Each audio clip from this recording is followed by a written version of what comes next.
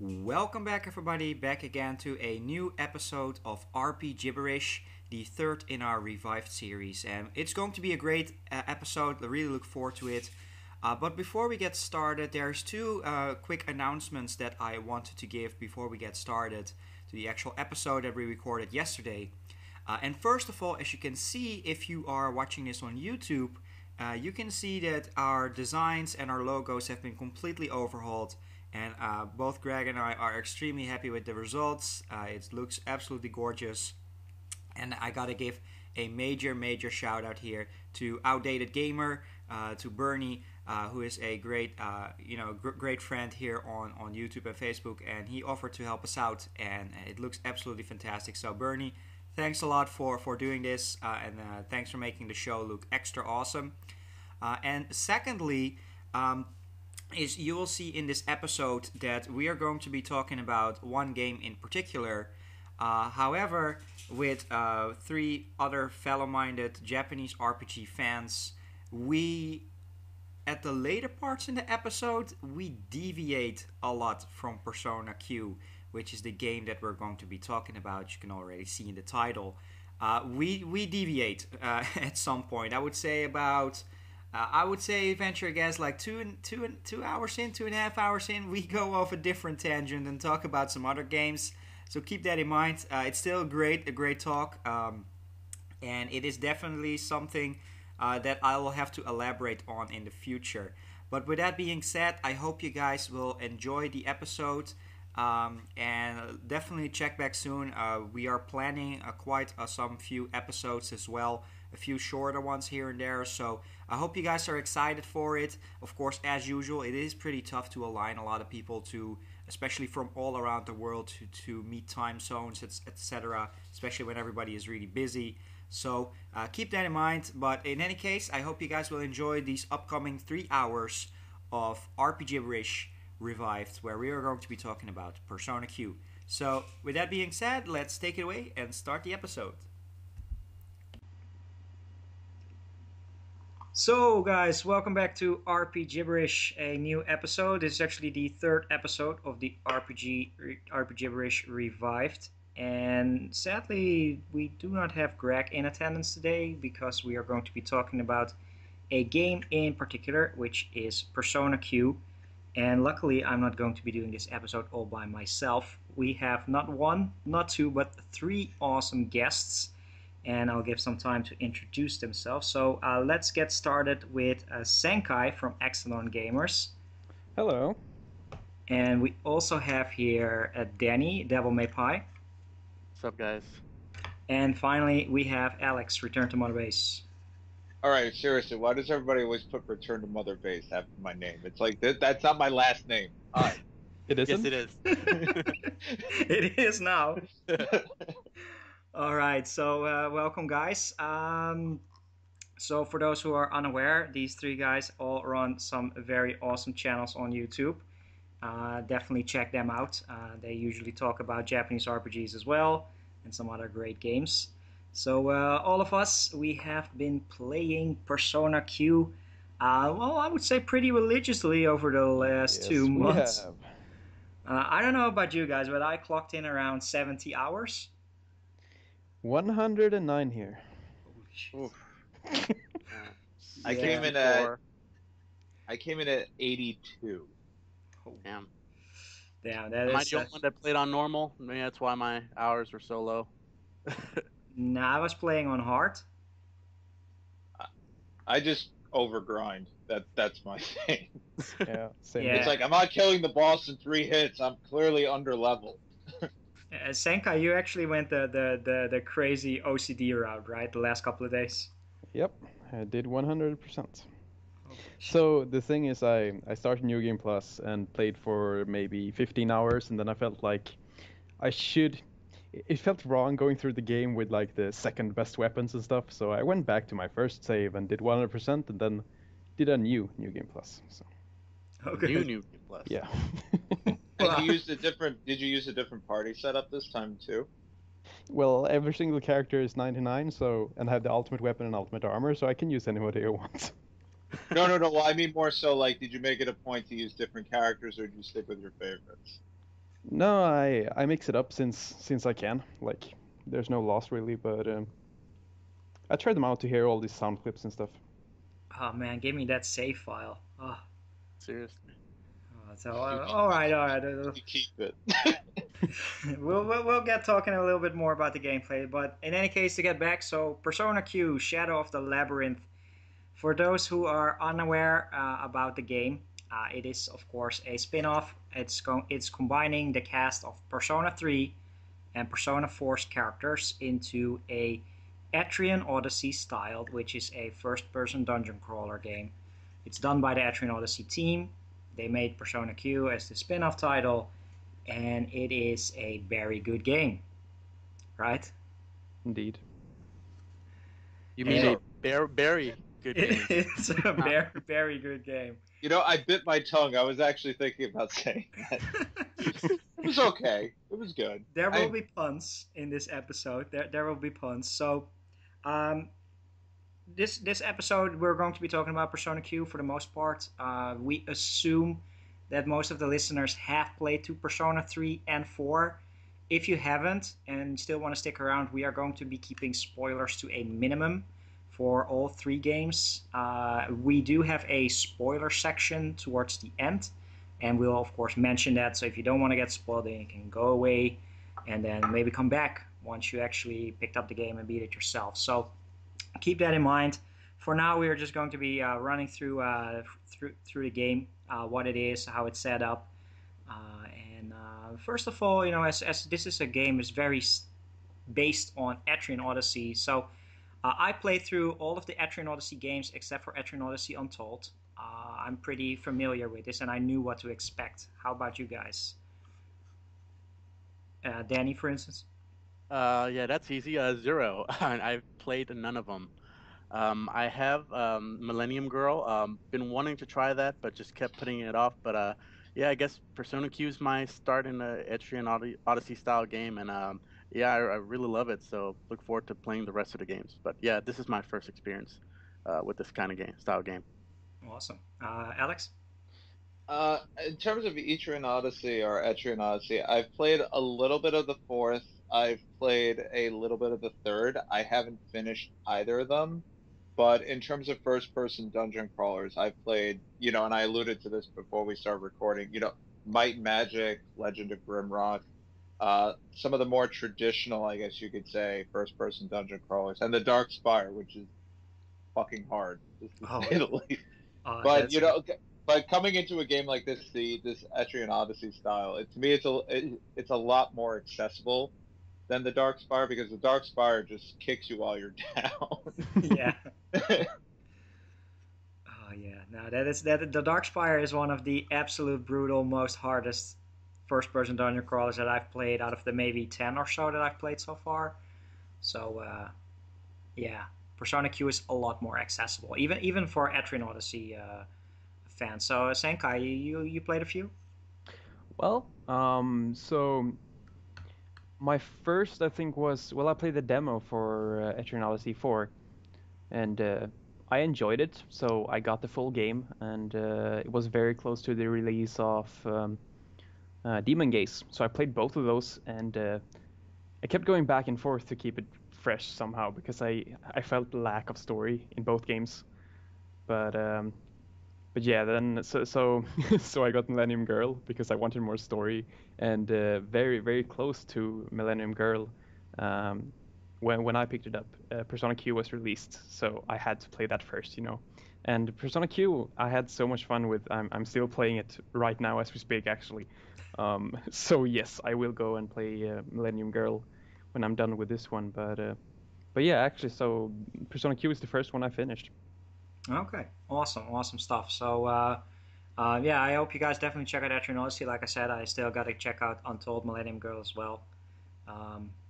So you know, for some it might be new. So when Persona Q came out, I knew what to expect. You know, you get here some first-person dungeon crawling.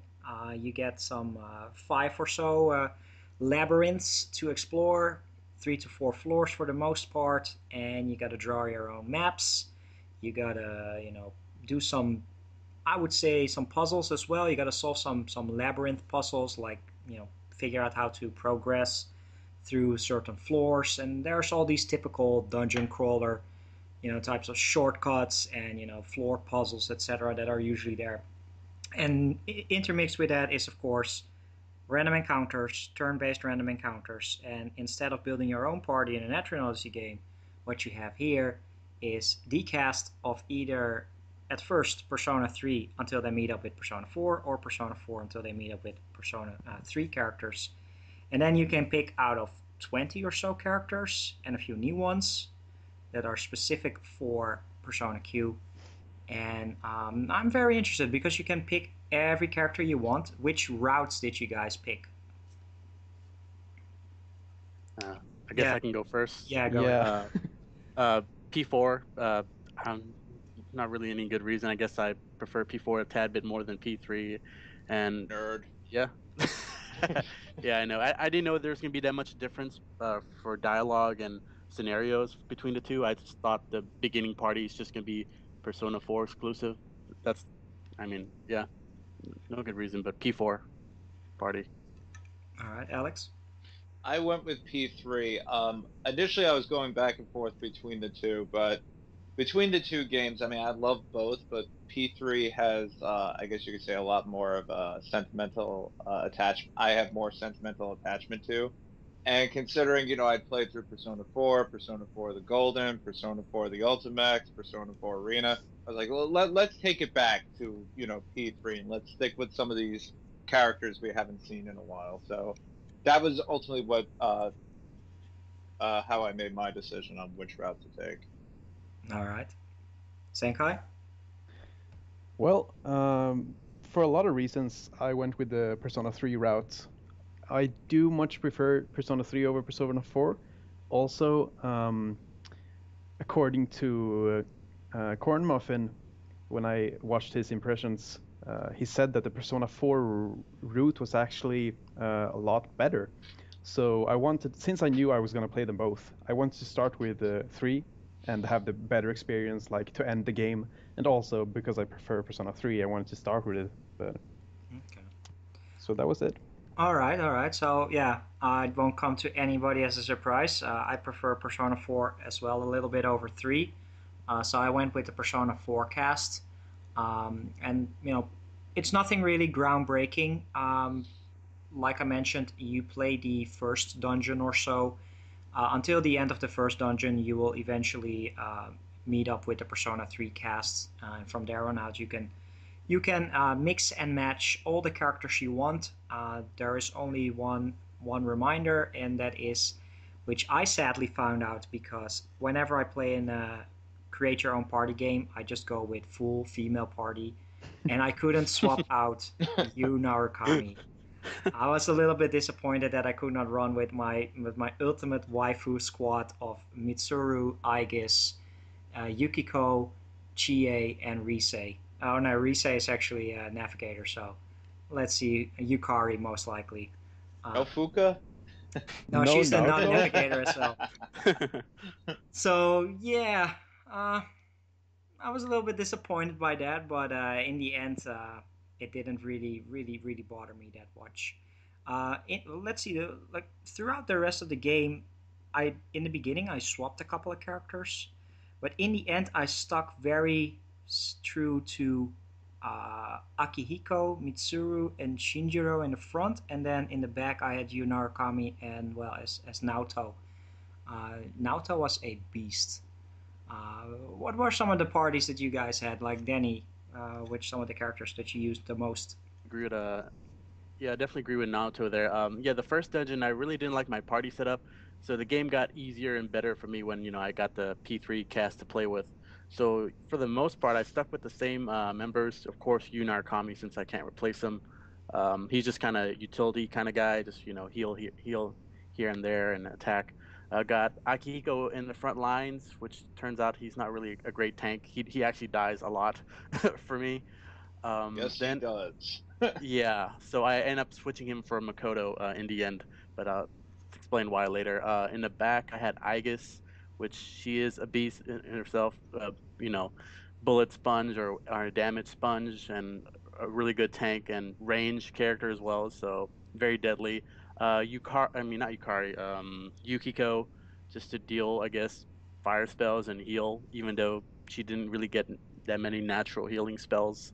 And Naoto, just because she's so versatile and just kind of sweeps away at the random encounters with her Mudo and Hama skills. And yeah, that's my party most of the game. Yeah, yeah. I used Yukiko in the beginning as well until I was like, she didn't really do a lot of healing until I used you as my healer. But we'll talk a little bit more about that. Alex, which ones did you use? I went for the purest route. I stuck with exclusively P3 characters, except for I think it was one or two quests where Teddy had to be in the party, and I really liked him, but ultimately I just thought he was very annoying, so I kind of just rotated him out. But for the most part, main character, who I had geared towards enfeebling and buffing. Akihiko was my main damage dealer. Mitsuru was my magic damage. Yukari started out as a healer, but halfway through, I think it's the third dungeon, her skill tree and just her utility, I guess just to be nice, it kind of just went away. So ultimately, she just threw potions at everybody. Or healing items, rather. Or, buff items. That's all she did. Or if somebody had a weakness, she would throw, like a firecracker at him just so I could get the extra turn. And, even so for the final battles, she was, in all honesty, she was just, taking up a spot. She was kind of just, useless. But then on the other person I had in the back was Aigis, and I totally agree with Danny. She's she's a beast, to say the least. And there was a bunch of times where she really did bail me out of a lot of problems, just for the fact that she can draw attention from enemies for an entire turn, or the fact that she could just take a ton of damage and just keep on moving. But I did notice her accuracy towards the end kind of went out the window, or maybe that was just me. All right, I kind of regret not using Aigis in the end. I should have. She was really good. She was really good. I used her in the beginning dungeons until she didn't do a lot of damage. But I would have in the end swapped her out for Shinjiro, I would think. Orgy mode, man. Yeah, orgy mode, like Orja mode. It's called Orja mode. Oh my! How many times did you accidentally activate that? And you're like, oh, now I am screwed. I never liked that ability, even in P3. I don't know. I used it on the last boss, actually, just because I was like, I have to end this now. What does it actually do? Like, you get double damage or something? Her crit rate goes through the roof. Yeah. Ooh, Orja mode plus myriad arrows. That's exactly what I But did. the catch is, after 3 turns, she becomes paralyzed for 3 turns. So if you don't finish what you're setting out to do, you're pretty much down a person. And in my case, because I had Yukari in the back kind of just spinning around in circles, I was really down 2 people. All right, that's tempting. Of course, I only beat the Persona 4 route at some point. I'm taking a break now. At some point, I want to go back. Definitely want to put in Aigis. Senkai, we didn't talk about your party setup. Yeah. Well, so of course I had Makoto Yuki, and then for the second character I picked Akihiko because I needed one for the front row, and he was my romance in Persona 3 Portable. And then I had Shinjiro for the same reason, both same reasons, front person and also romance in my New Game Plus for Persona 3 Portable. And then in the back I had Aigis, which also was the romance in Persona 3 FES. Okay. And for the final part, I needed a ranged character, and there was no Persona 3 character left, except Yukari, which I really, really didn't want to use. So I picked Zen and Rei because I thought, hey, these are new characters for the game, and I really want to see more of them. So that was my team. Okay, so we like I mentioned, Zen and Rei, they are characters that you meet up very quickly. They are wandering around, and of course, in typical JRPG fashion, they lost their memory. Like, how many times have we seen that, guys? It's ridiculous. But I don't remember anything, but I'm really hungry. Yeah. So you meet up with Sen and Rei. Sen is the guy who's very overprotective of Rei, and Rei is this bubbly, cheery girl that's always eating. making fun. And they actually they share one spot, so they team up, and they basically use one spot, and they use these abilities, which I think will bring us more towards the gameplay, which is something that I really enjoyed. So to get back into Persona 3 and 4, what you have there, the main cast has their own persona with their set abilities. And then you have your main character in both 3 and 4 that has the power of the wild card, and he can summon other different personas. Now what they did here in Persona Q is they threw that out of the window, and they brought back some old staples from the earlier Persona games, where they brought in the ability to use sub-personas. So this goes for all the characters, except for Sen and Rei, who did not have the ability to use a sub-persona, which is why I swapped them out after the first dungeon. But all the characters, they have their own persona. So for instance, Yukiko, she has the persona that uses all the fire spells. But then you could add in one of the, I would say, 100, 150 or so personas out there that you could fuse, that you could recruit, and whatever.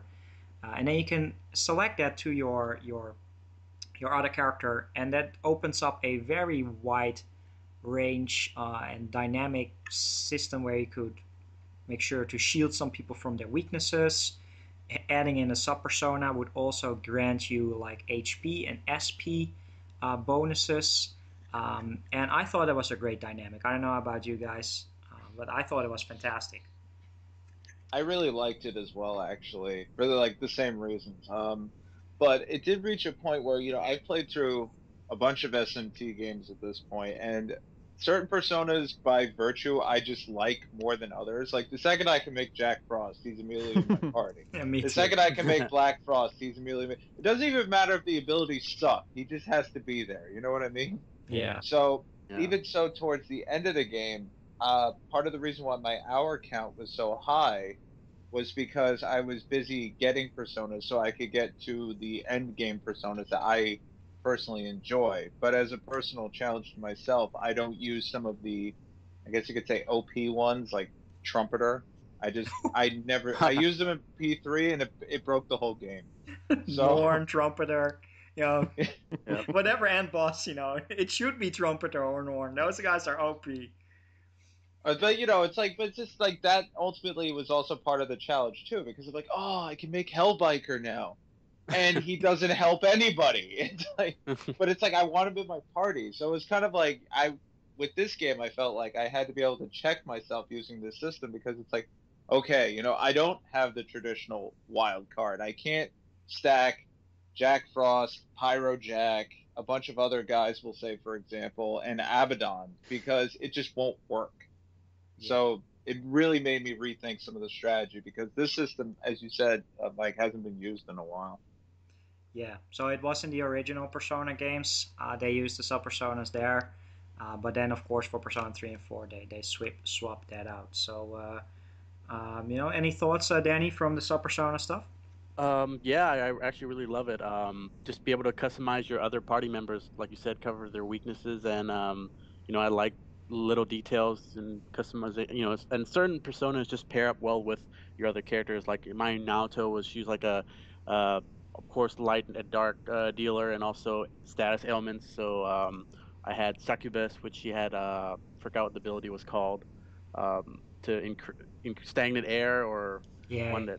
Yeah, stuff like that, and then I eventually had Alice, which she's always been a favorite of mine, and she just fit with Naoto, and yeah, just, you know, certain, and I guess I had some of the angels or some of the more high physical attack ones to go with Aegis, so it's just a good match, and I think it was just fun playing around with that. So I love to see this come back in Persona 5. What about you guys? Yeah, I would say I think this is definitely a good approach for Persona 5. I would say, because with Persona 3 and 4, I always disliked the fact that I couldn't really customize my other characters that much, and in the end, I relied way too much on the main character, on Makoto. Yeah, same here. Exactly. Yep.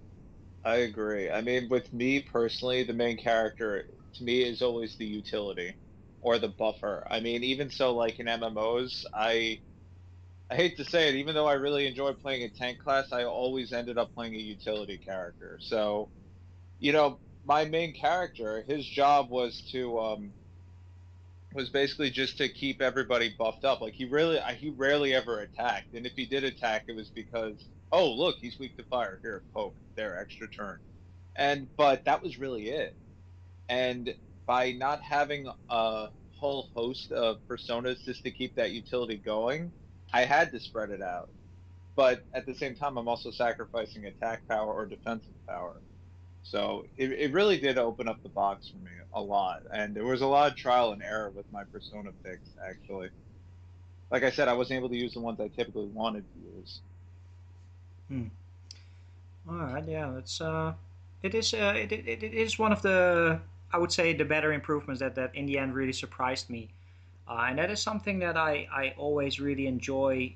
At least I notice a lot from Shin Megami Tensei and Persona games is all these little intricate systems that work really well together. Now, before we move on to some other gameplay stuff, I just want to briefly touch upon this subject because I don't think the three of you use this a lot. I was playing on hard, and I think I actually broke the game by downloading the free sub-personas. And there were two free sub-personas. There was a couple of them that were also paid that I didn't buy. But I picked up Kaguya and Orpheus Talus. And Yep. you could... The good thing in the beginning of the game is they are about level 20 or so. And when you're beginning, you can actually summon them for free once, despite what level you are. So they're already helpful there for a lot of SP and HP boost. But since they were very helpful, I used them for, I would say, the beginning dungeon and a half. Then Kaguya got the ability Lunar Blessing, which it costs about 80 or so SP, but it will give the entire party, as long as they're alive. It doesn't work on, like, characters that are KO'd and then get revived. But like for 3 turns, one enemy attacking will nullify the damage, no matter how powerful it is. So if you play against a boss fight, for instance, that only attacks once per turn, then it won't do any damage. And then if you add in Orpheus Talus, which was actually a fire repellent, and Orpheus Talus, Mitsuru is weak against fire. It was on her the entire game. She would absorb fire, but it would also have Healing Harp, which if you would put that up, you would have for 3 turns long full status ailments and full HP recovery every turn. And I used this to get through the entire game, and I think it broke. Did you guys use it? I did. Okay. I did as well. At one point, though, I kind of checked myself. I was like, all right, come on. I was like, come on, let's experiment. Let's have some fun. Let's take this shit off for this boss. Let's do this like a man. Yeah. And then I got game over, and I put it right back on. I was like, yeah, exactly. Forget this man shit. A win is a win is a win, no matter how dirty it is, all right? Exactly. I was like, I'm playing on hard. Give me whatever I can get. Well, Yeah. for me, since I used Zen and Ray, and I used those two, I only had 2 slots left. So when it came to like the persona fusion and stuff, I only had 2 personas to like customize with. So I constantly moved around Kaguya and Orpheus Talus to, like, if I got a new persona which had really good ice attacks, and I would put that on maybe the guy who had Kaguya before, just because he needed like ice attacks. So I moved around Orpheus Talus and Kaguya a lot, but I always had them. And Zen and Ray had no persona, so it wasn't a lot of customization for me. But yeah, such good personas, and I can only imagine if I download the other 2s, which were paid DLC, I wouldn't have any customization at all. But you know what scared me about getting the paid ones? The example that popped in my head when I even considered it was Fire Emblem Awakening. That XP and Gold DLC they had, did you guys use them at all? No. No, I picked up for Fire Emblem Awakening, I picked up like the first 2 free packs, which would give you Ike and Marth. Yeah, there's one set, I think it's called, like, I forgot what it is, but it's basically the grinding set. You go into a battle and you fight these enemies, and no matter what, you get like 1,000% extra HP. Damn. So, Shit. and then you do it, then they have one for gold too, where you get like 100% extra gold for every enemy defeated. Wow. And you do that 2 or 3 times, you could take that useless guy with the bucket on his head to Donald! yeah, to actually being like viable. So I know we're talking totally, about Persona Q, but Donald, I Donald spent is so best hard character. to level him up in the beginning. It took me 8 hours and so much reloads. But once he got hard, he was OP. You use that DLC, he becomes a beast. And he becomes a beast anyway, you know. Yeah. No, well, the 8 hours of suffering and wrist slitting. True. But once you get through that, it's it's totally amazing. But to me, it kind of cheapened it. I was like, I feel bad using him. Yeah. And I was like, who could take his place? I'm like, Frederick will take his place. And Frederick literally carried me through the entire game because I was until the last boss. Just towards the end. Because he kind of caps out or plateaus rather. But it's like mechanics like that.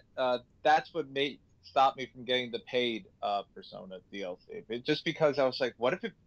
I mean, already with the Lunar Blessing, I'm like, this game is already partially broken, and it's out of my own damn conscience that I want to turn it off. Yeah. So I figured I just looked it up. The paid DLC is actually Thanatos. He's level 70, and Magatsu Izanagi is level 92. Oh my God! Really? And I don't even want to know what type of skills they have. So if you can summon these when you're a lower level, like Kaguya and Orpheus Tellus, then that will break the game for sure. I mean, I guess I would think, but yeah, if you guys do replay through Awakening at all, do not use the gold farming XP. Use the gold farming one. Don't use the experience one because you'll be totally over level and it completely eliminates the purpose of grinding. I never had a problem with gold in Fire Emblem games though. No, me neither. Yep. No, definitely not. If you need it, I mean, personally, I overgrind everything. Like if there's an FAQ in the case of we'll say Persona Q for instance, it's like, oh, you should really be 35 for this boss. I'm like, okay, level 50 it is. All right. Let's do this. I think Joe has a tendency, X-Corm of an X, to do that as well. It's like, I'm not joking when I say if I can't beat him in 3 turns, I'm not doing good enough. That's the rule. Personally, I tend to do the opposite. So if the guy says 35, I always go for 32 and feels like I want this challenge, because if anybody could beat it at level 35, I wanna make it a little bit tougher. So you know what I do find in older games though, where they have those suggestions, where it's like, I think in Final Fantasy IV they're like, oh, for the 4 fiends, I can't remember the level off the top of my head, but it's like you should really be 45. I'm like, really? What kind of game are you playing, jerk? You're freaking Cecil Harvey, man, Paladin all the way.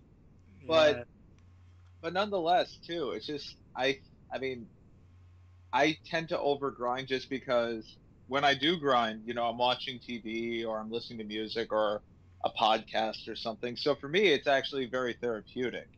Yeah. But then certain games like Dragon Age Inquisition, for instance, I didn't grind as much or do as many side quests because I wasn't sitting in front of a TV. My iPad was probably in the other room. I wasn't listening to podcasts because BioWare environmental dialogue is so good. So the game would say, you should really be level 15. I'm like, okay, level 10. I guess I can go through it. It's a BioWare game after all. How hard could it be?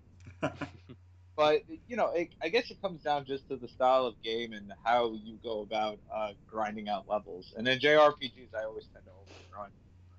Yeah, no, that is definitely true. And with Persona Q, I felt that the grinding was very natural because I think we can move on to one of the other gameplay aspects is the exploration in the labyrinths, which you have this percentage counter, which for every tile you take will be a certain percentage. If you would get to 100%, there will always be a floor treasure that you could open up that, especially in the beginning, would give you a very good item. Like, for instance, an item that will be permanently to get back to the hub town, for instance. I thought that was done very well, and I maxed out all the floors in the entire game. And that would already naturally give me a lot of experience for, just getting through the game. And only at the end I needed to grind up maybe 3 levels or so. Did you guys go for the floor treasures, Danny? Yeah, for the most part, up until the later stages, which we'll get to later. But yeah, I saw the percentage counter, and I was like, well, I'm not really that OCD. Why do I care if I get 100%? Then I open a chest, and it's Recarm, Medea skill card. I can dig this, and yeah, then I went for all the floors up until the later stages when I was just kind of tired of it. But I thought it was a really neat system, and like you said, natural progression as far as grinding. I didn't really felt like I had to grind too much. Only when, like I said, towards the end, I kind of skipped a lot of battles just to get through it, and I got behind some levels. But yeah. All right. Alex, you used a lot of floor treasures? For me, I'd say up until the second to last dungeon, I was completely OCD with it. But I alluded this to the guys before we started recording. I tend to take my 3DS with me anyway, so I'm actually capped out on coins half the time. So it reached a point towards the end of the game where I'm like, fuck exploring this crap. How many coins do I owe you to open up this chest? Because you can use the coins. Yeah. And it would say like, 15, 20, but if you don't explore the floor at all, it's literally like 180. And for me, which, don't do this, you should explore as much as you can.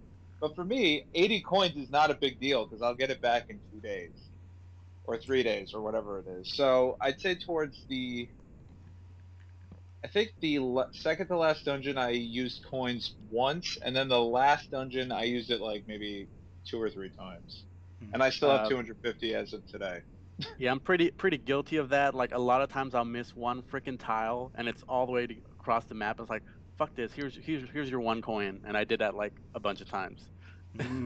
I was strong enough to not use it, even though there was just one little tile somewhere. But but you know what else it was too? I think some of the floor puzzles too. It made it like, okay, do I really feel like going through this whole sequence all over again? And going through this FOE that I don't have the patience to dance around, and I'll just try to fight it instead, just to get this tile, which probably has a skill card that I probably have 2 of because I've pulled it out of different Persona 50 times already. Yeah. So that's what happened to me at one point. It literally.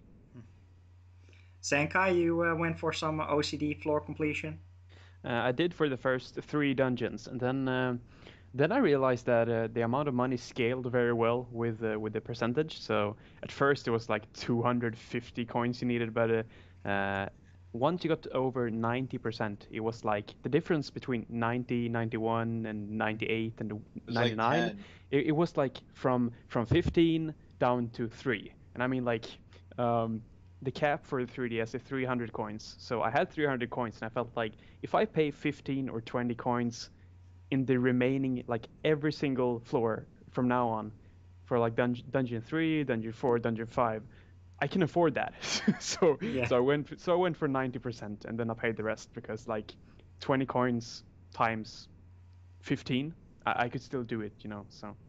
And even then, I mean, besides like puzzle pieces, what do you actually use the coins for? Very few games actually integrate them at this point. At the beginning, I saw it in Soul Hackers, but I never used it. I capped out 2 of my 3DSs at 300 coins. I think I have actually never used it once. There is one game I used it for, but I can't even remember which one it was. I mean, because the only ones I have, I want to say Fire Emblem used it, but I can't remember. Yeah, I thought. Did Curtain Call use it? No, I thought it was maybe Kingdom Hearts. SMT4? SMT4 for sure. Yes, SMT4 did. Yeah. Soul Hackers did. Which actually, this is really funny. All the SMT games actually used it. Yeah, and it seems to incorporate it. Let's use this mechanic. Nobody else touch it. Yeah, but I'm sure Kingdom Hearts did it as well. Yeah, some in the back of my mind, it's like a JRPG, and you get to use like 10 or 20 coins to get some items or something. But yeah, and I mean with the pets. Did. Yeah, precisely with the familiars. That's well, that's Ni no Kuni, but I think Bravely Default did too. Maybe. I'm just looking at my shelf and I'm trying to see what potentially used it. No, Bravely Default is guilty of using your friend's progress. Thank you, guys. Especially Senkai. Oh well, that's a whole different topic. But yeah. So that's the floor exploration. Let's see what else is there. Oh yeah, FOE, FOE. yeah, Hell FOE yeah. definitely. So, as I mentioned, I'm pretty used to Etrian Odyssey. I know about FOEs. So, what FOEs are is they are, and don't quote me on this, but I guess give this some Latin name to it. But it stands for FOE in Etrian Odyssey. Fishes Okin Eidolon. Yeah, something like that. It's something Latin, but it's already a term used in Etrian Odyssey. And what these are is you have your random encounters, your normal enemies, you have the big labyrinth bosses, but on each floor there is always a FOE or multiple FOEs strolling around. And sometimes when they spot you, they will come and attack you, or they have certain movement patterns, etc. And how Etrian Odyssey and also Persona Q incorporates this is you usually, and we'll talk about this, how you guys feel about this, you usually have to avoid FOEs and just puzzle and walk your way around them. And this is how I played it, except for one floor. And I'm really happy. This was in the third dungeon, the final floor. I took the time to beat the FOE, which I actually shouldn't have, and puzzled my way through it. And this is how you go about, and then once you get through the floor, you go a little bit further or to the next dungeon, then you come back, and you should be technically, or through game design, be strong enough to beat the FOEs. You will get their items that will give you then better equipment, etc. So this is how I played it. I tend to avoid the FOEs for the most part, or run away from them. While also trying to get 100% floor completion, which, yes, I agree, that's sometimes a little bit tough to lure out FOEs just to be able to get a certain piece of the floor. But let me ask Senkai, because how have you played this game? Okay, so my story is pretty fun. Akihiko is my favorite character, I'd say, like in the whole series. Liam O'Brien. And when the first time you meet AFOE in the game, Akihiko's like, "Oh, it's so nice with a challenge. Let's do this." And I felt the same way, like, "Oh, finally something hard here. Let's go." So I ran straight into it, and I mean, the first FOE was very hard for me. I had to get a lot of crits, block at the right timings, but since I actually managed to defeat it, I got so much XP that the second FOE in the same room, actually, because there were like 2 FOEs, it was so easy to me because I got so many levels that I mean, it's still a bit hard, but I could definitely finish it a lot easier. I finished that as well and still got a lot of XP, so I was like level 12 or something. And yeah, then from that on, I defeated all the FOEs in the entire game. Oh, wow. That's one thing I read too. Like a lot of people, like I think it's in the last dungeon. I got stuck on this one puzzle that involved an FOE, and it just reached a point where I was like, you know what? Screw this creativity. I'm just taking it right to the face, and I'm just going to do it that way. And I literally did it, and it honestly, after the battle ended, it wasn't particularly difficult. But then I found out that was able to intermingle between Muto and Hama, and then after that I was a little bit more careful about it. But for the most part, like I felt like, I mean, I personally tried to stick with the puzzle solving around them a lot, but when my patience went out the window, I was like, to the face, just to the face. It's worth it, and it was challenging. Yeah. So, Danny, what type of playstyle did you use?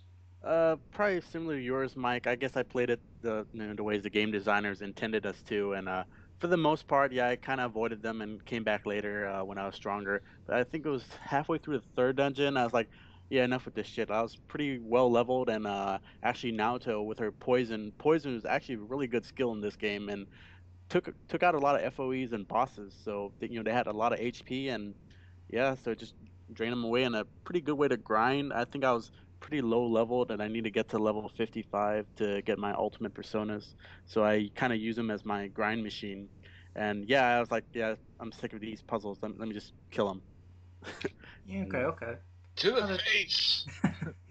except for those damn festival dudes or whatever their names were. Oh, those were Oh, yeah. annoying. Those were Yeah. really annoying. I couldn't take them down. I bet you did, Senkai, but yeah, I couldn't touch those guys.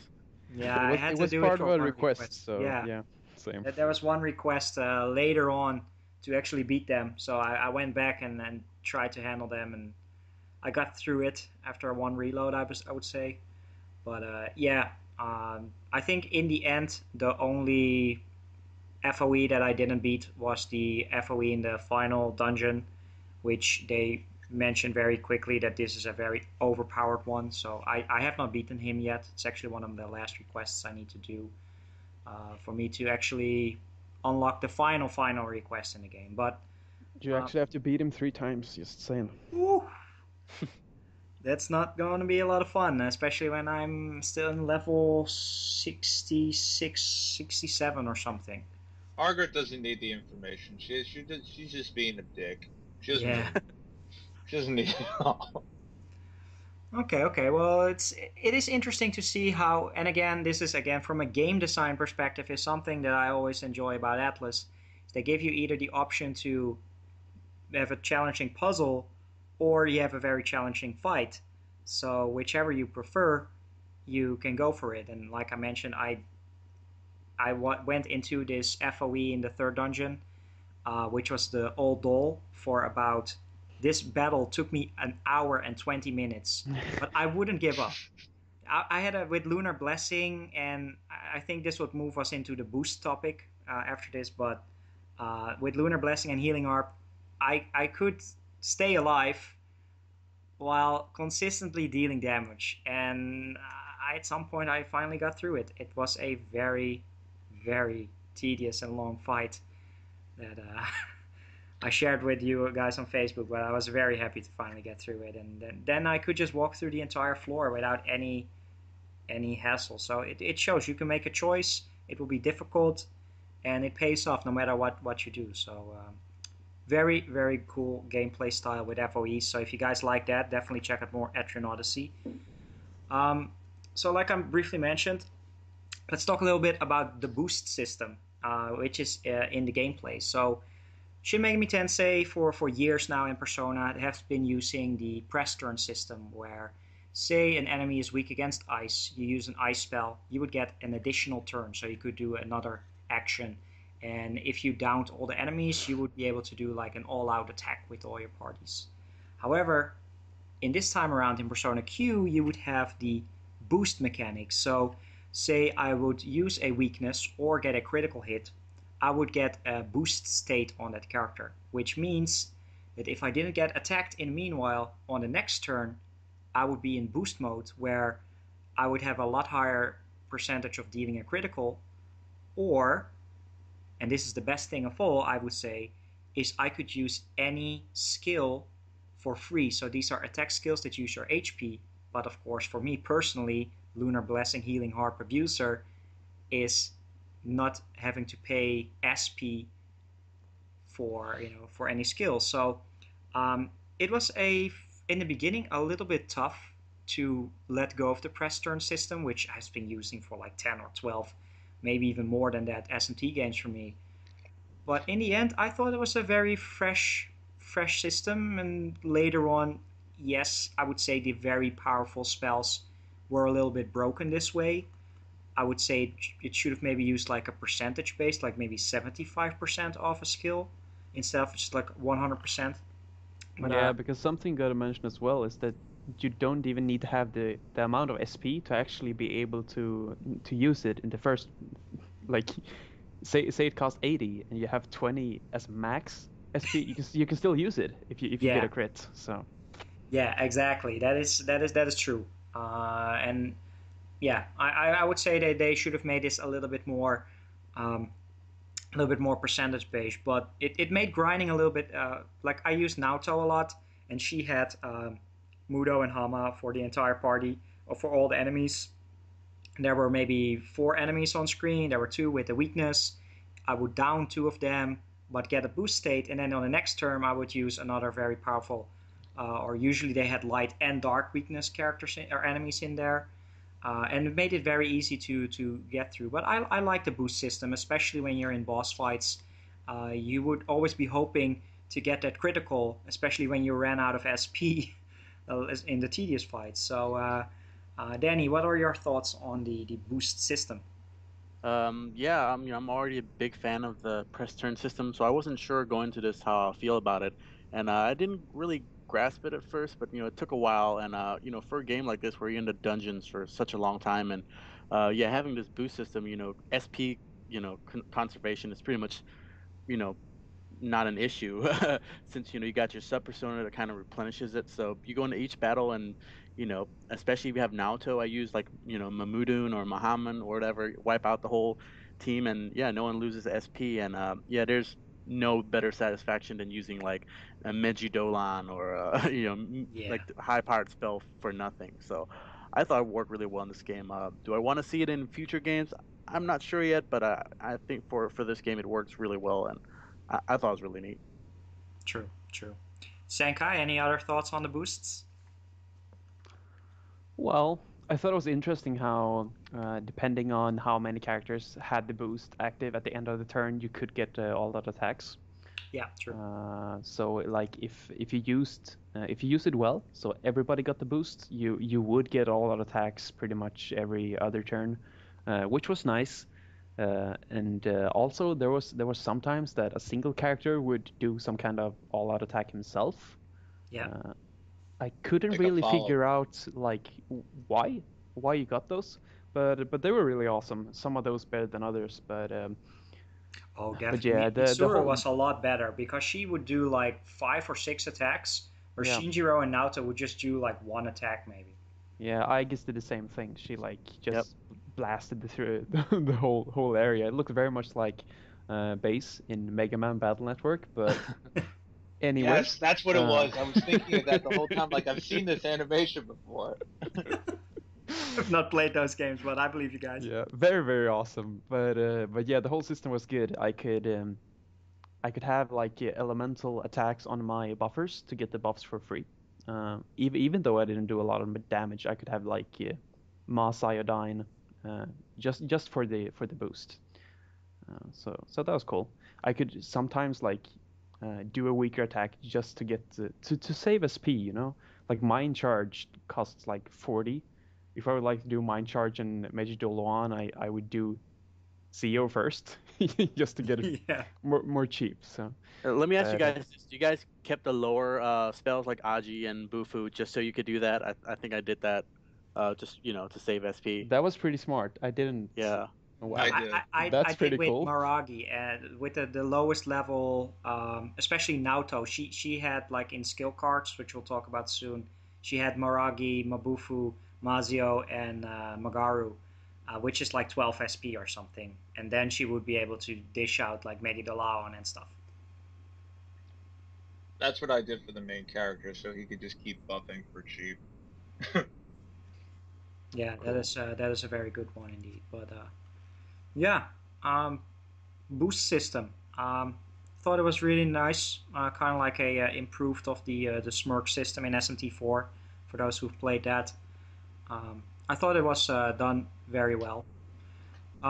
So yeah, let's actually talk a little bit about the skill cards. So it takes a while before you can actually get it. I think it was in the 3rd dungeon.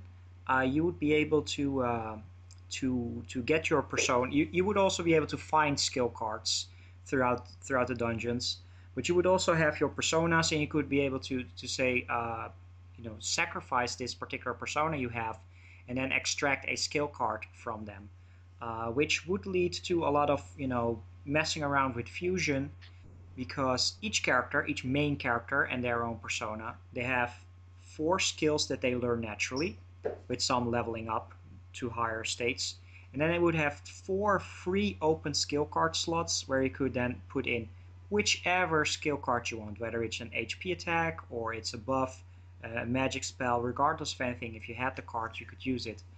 I'm going to be honest, I didn't use the system a whole lot. It's not like I decked out my 5 characters with 20 skill cards.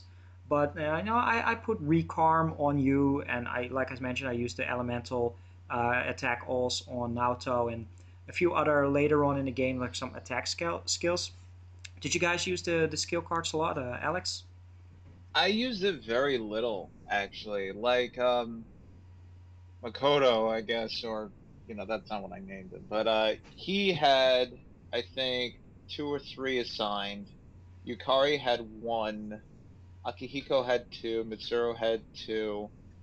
But it was, like, established from the beginning, and it was, like, silly stuff. Like, Mitsuru had Mejidola. I had Meteorama. Yukari, I think, had like Mabufu just for the sake of giving her another element that she could just toss out just to get the push turn. But I didn't really like make it a point to like deck out my characters with any specific set. I felt like the sub personas pretty much. If you do it through fusion and inheritance, you can still get the same result. I felt. Yeah, no, that's true. That's true. Danny? Yeah, I pretty much piggyback off what Alex said. Between the natural skills you get and the sub personas, if you fuse them the way you want, you kind of get the abilities you want anyway. So that's kind of more than enough. I think I gave my main character like Recarm or like because I didn't want to stick him with like a healing kind of persona, so gave him a couple of those. So I mean, I thought they're neat. I like the inclusion. Was it the Persona 4 Golden when we first saw him? Yeah. Yeah, it kind of breaks the game a little bit. But I don't mind it, but I don't use it that much. Now, what I'm very interested in, and this is because Senkai has probably did the optional bosses out of us the most. Senkai, did you abuse this a lot, especially later on in the game, because it was necessary to beat the bosses, or just like us? It wasn't necessary, but I did do it for fun. Since I had less personas to play with, I had the skill cards instead. So I would. That's a good point. I would grind P-spots to summon the personas, to fuse them, to sacrifice them. So I would get like skill cards and everything because that was what was left for me like to customize with. But it was a lot of fun. You could like every time you got a new persona, you would like to get new skill cards to make a very good combo. Yeah, it was a lot of fun. Sometimes you could get very, very good skill cards just for some bosses. I did that once or twice, but I mean, if you really want to, you could get new skill cards for every single boss to make it easier, of course. But I went more for a setup that worked for every boss instead. Felt a lot better in the long run. Okay. No, I think in general, and this is not to take away from the game at all, because it's like a 60, 70, 80 hour awesome game. But in the end of the day, I wish there would have been like a couple of more requests that would focus a lot on, certain personas with certain skills, like in Persona 4. I agree with that, actually. I was wondering where that went. Because I enjoyed those because it forced me to experiment. And even so, like, even if you didn't cheat and look it up and you just kept fusing trying to find the persona with that certain set of skills, sometimes you would actually get a really good persona strategy out of it that you hadn't initially thought of. Yeah. And that's what I liked about Persona 4, because with those requests that you had to do for Elizabeth, those personas that you had to create were actually really useful, especially at that point in the game. So, and to tie that into is like I mentioned, I did not do the final FOE and I did not do the final boss fight, but it feels a little bit like the post-game content could have been an extra dungeon. That is, minor Etrian Odyssey spoilers. There's usually a post-game content labyrinth opposed to the 5 original ones in the main game. So if you want to, you have this 6th stratum they call stratums instead of labyrinths in Etrian Odyssey. I was kind of missing that in Persona Q. I finally beat the game, and there's only New Game Plus, but there's not like very insane amount of post-game dungeons. I don't know. I'm kind of missing that. I don't know how about you guys. I agree. I do not want to spoil anything, obviously, but at the end of the 4th dungeon, you had a really, really cool cutscene, and I felt like as it is, it wouldn't fit as an ending, but it could have been the ending if they like tweaked it a bit and made the 5th dungeon a optional one, because I felt done with the game. I was very, very tired of it, but of course I went back and finished it. But I mean, it could have ended right there, definitely. True. True.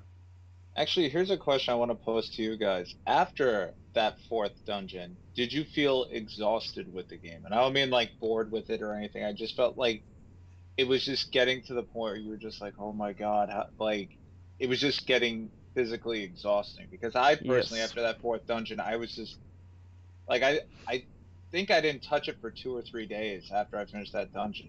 And Same here. mind you, I was over leveled. I was just tired.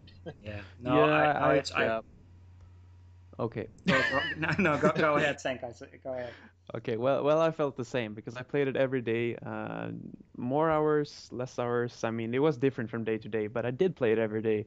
And like once I reached the fifth dungeon, I just like you said, I had to stop for like 2 or 3 days because even though it was a lot of fun and those 3 days I took off, I still felt like I wanted to go back and play it, but it never became less fun. It was a really fun experience all through, but yeah, it was exhausting. It's hard to explain really, but you did get the right word there. It was exhausting. It's like you want to do something else, but not because you're bored. It's just like you feel like you need to change the pace just so you don't I don't want to say pass out, but pass out. Yeah. Yeah, I completely agree. And for me personally, I guess we haven't gone to this yet, but it's mostly the puzzles for me. I don't really mind exploring the dungeons and keep battling. But the floor puzzles, by the time the fourth dungeon came around, before it was just it's a dungeon crawler with some puzzles. But the fourth dungeon, it's like puzzle the video game with some random encounters. And yeah, Yeah. I was stuck on that floor for a very long time. By the time the last floor came, you just had to backtrack so much. It was just figuring it out and all. Yeah. It's not the hardest puzzle, but still. It's I time gotta add consuming. something there actually, because what you said there was Yeah. really interesting. What made it so exhausting is because it mixes everything up. So now you have to do a puzzle, and it's actually really, really hard. You gotta think, and at the same time, like random encounters doesn't stop. So Yeah. while you're thinking and try to really focus, you still have to do these encounters, and some of them are really hard. Like like sometimes they encounter you had Mudo and that shit, but I mean Yeah. for me random encounters took a while, and a puzzle that would normally take like 2 minutes could take 10 minutes just because you had to fight at the same time. And Yeah. And that it, even with the random encounters, that's a very classic SMT thing, especially in Nocturne, my favorite game of all time, as you guys know. I say that sarcastically for you people who don't know. The last dungeon of that game is hours long. Like, I'm not even joking. And it gives you a save point, not at the halfway point, but at like the 80% point. Oh my. And I kid every mob, every monster, whatever, or every random encounter, Hamamudo, Hamamudo, Hamamudon, Hamanmudon, over and over and over and over. And some of those random encounters, the Senkai say, it's just you fight it, and maybe you're gonna run away from it, but then it just takes one bad cast but to if you ruin your do run afternoon. away from it, sometimes you die. Exactly. It just takes one bad occurrence to ruin your afternoon. Pretty much. Yeah, no, I was very lucky to not get a lot of, honestly, from the second to the last dungeon, except for the last FOE, I didn't get any wipes, but the fourth dungeon, like I agree, I took a little bit break in the middle of the fourth dungeon, for a couple of days to do some other stuff, where it would get on my nerves, where it's a little bit tedious here and there.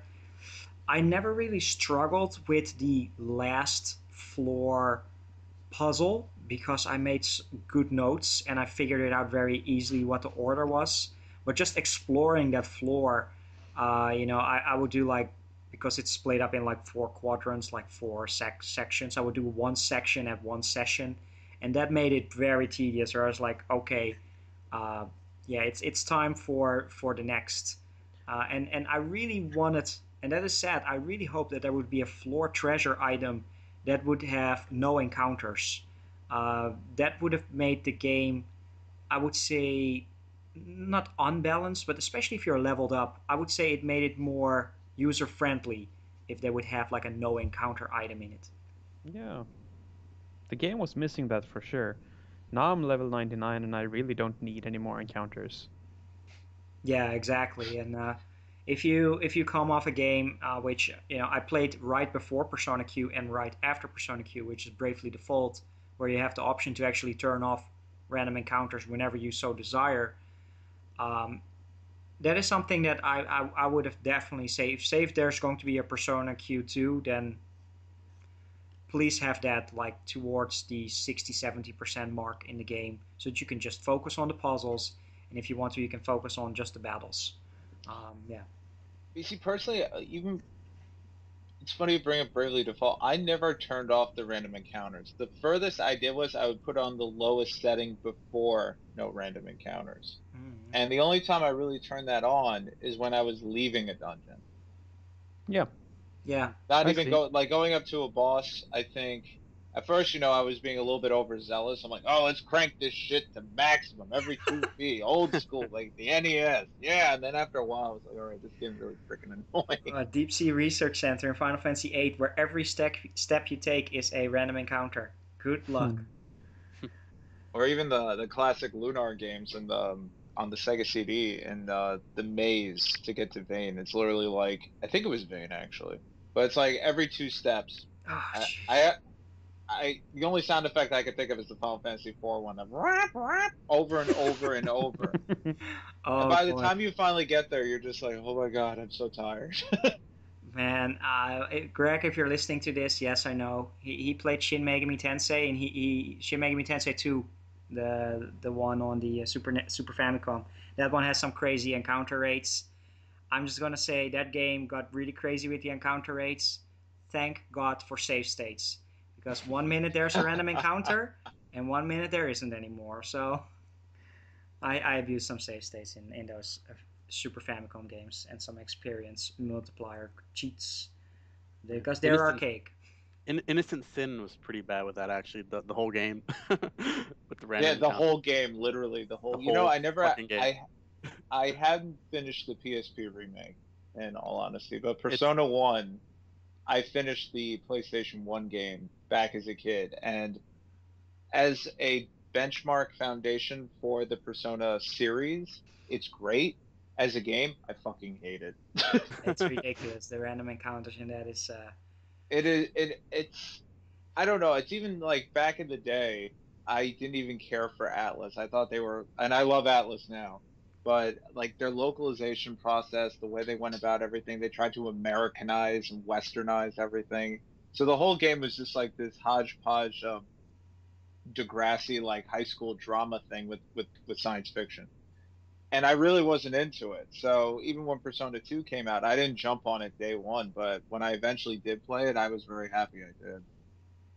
Man, I didn't even know Persona and SMT existed until Persona 4 came out, so.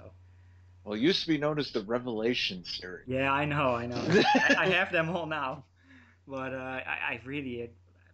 I'd never heard of the games before until like Persona 4 videos and trailers. Like, this is the last good PlayStation 2 Japanese RPG. I was like, oh, let's give it a try.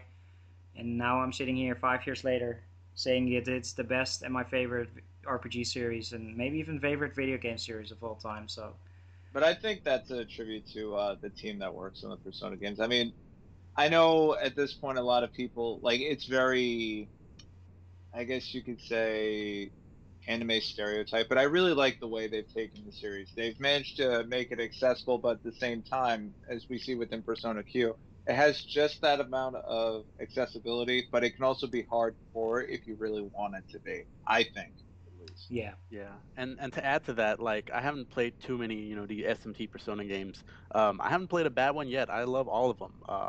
You haven't played the first one then? Well, no, I played it on iOS. I didn't beat it, but I liked it. But it's, not amazing or anything. It's pretty good. I wouldn't necessarily say bad games, but there are 3 where I was very lukewarm, and those are definitely the ones that I would rank in the bottom. Those are the 2 Devil Summoner games on the PS2 because they made it a gameplay action RPG-ish. Oh, those are so fun though. I'm sorry, as someone who played a lot of Ys, Kingdom Hearts, and Tales, the story was great, but the gameplay was a little bit meh.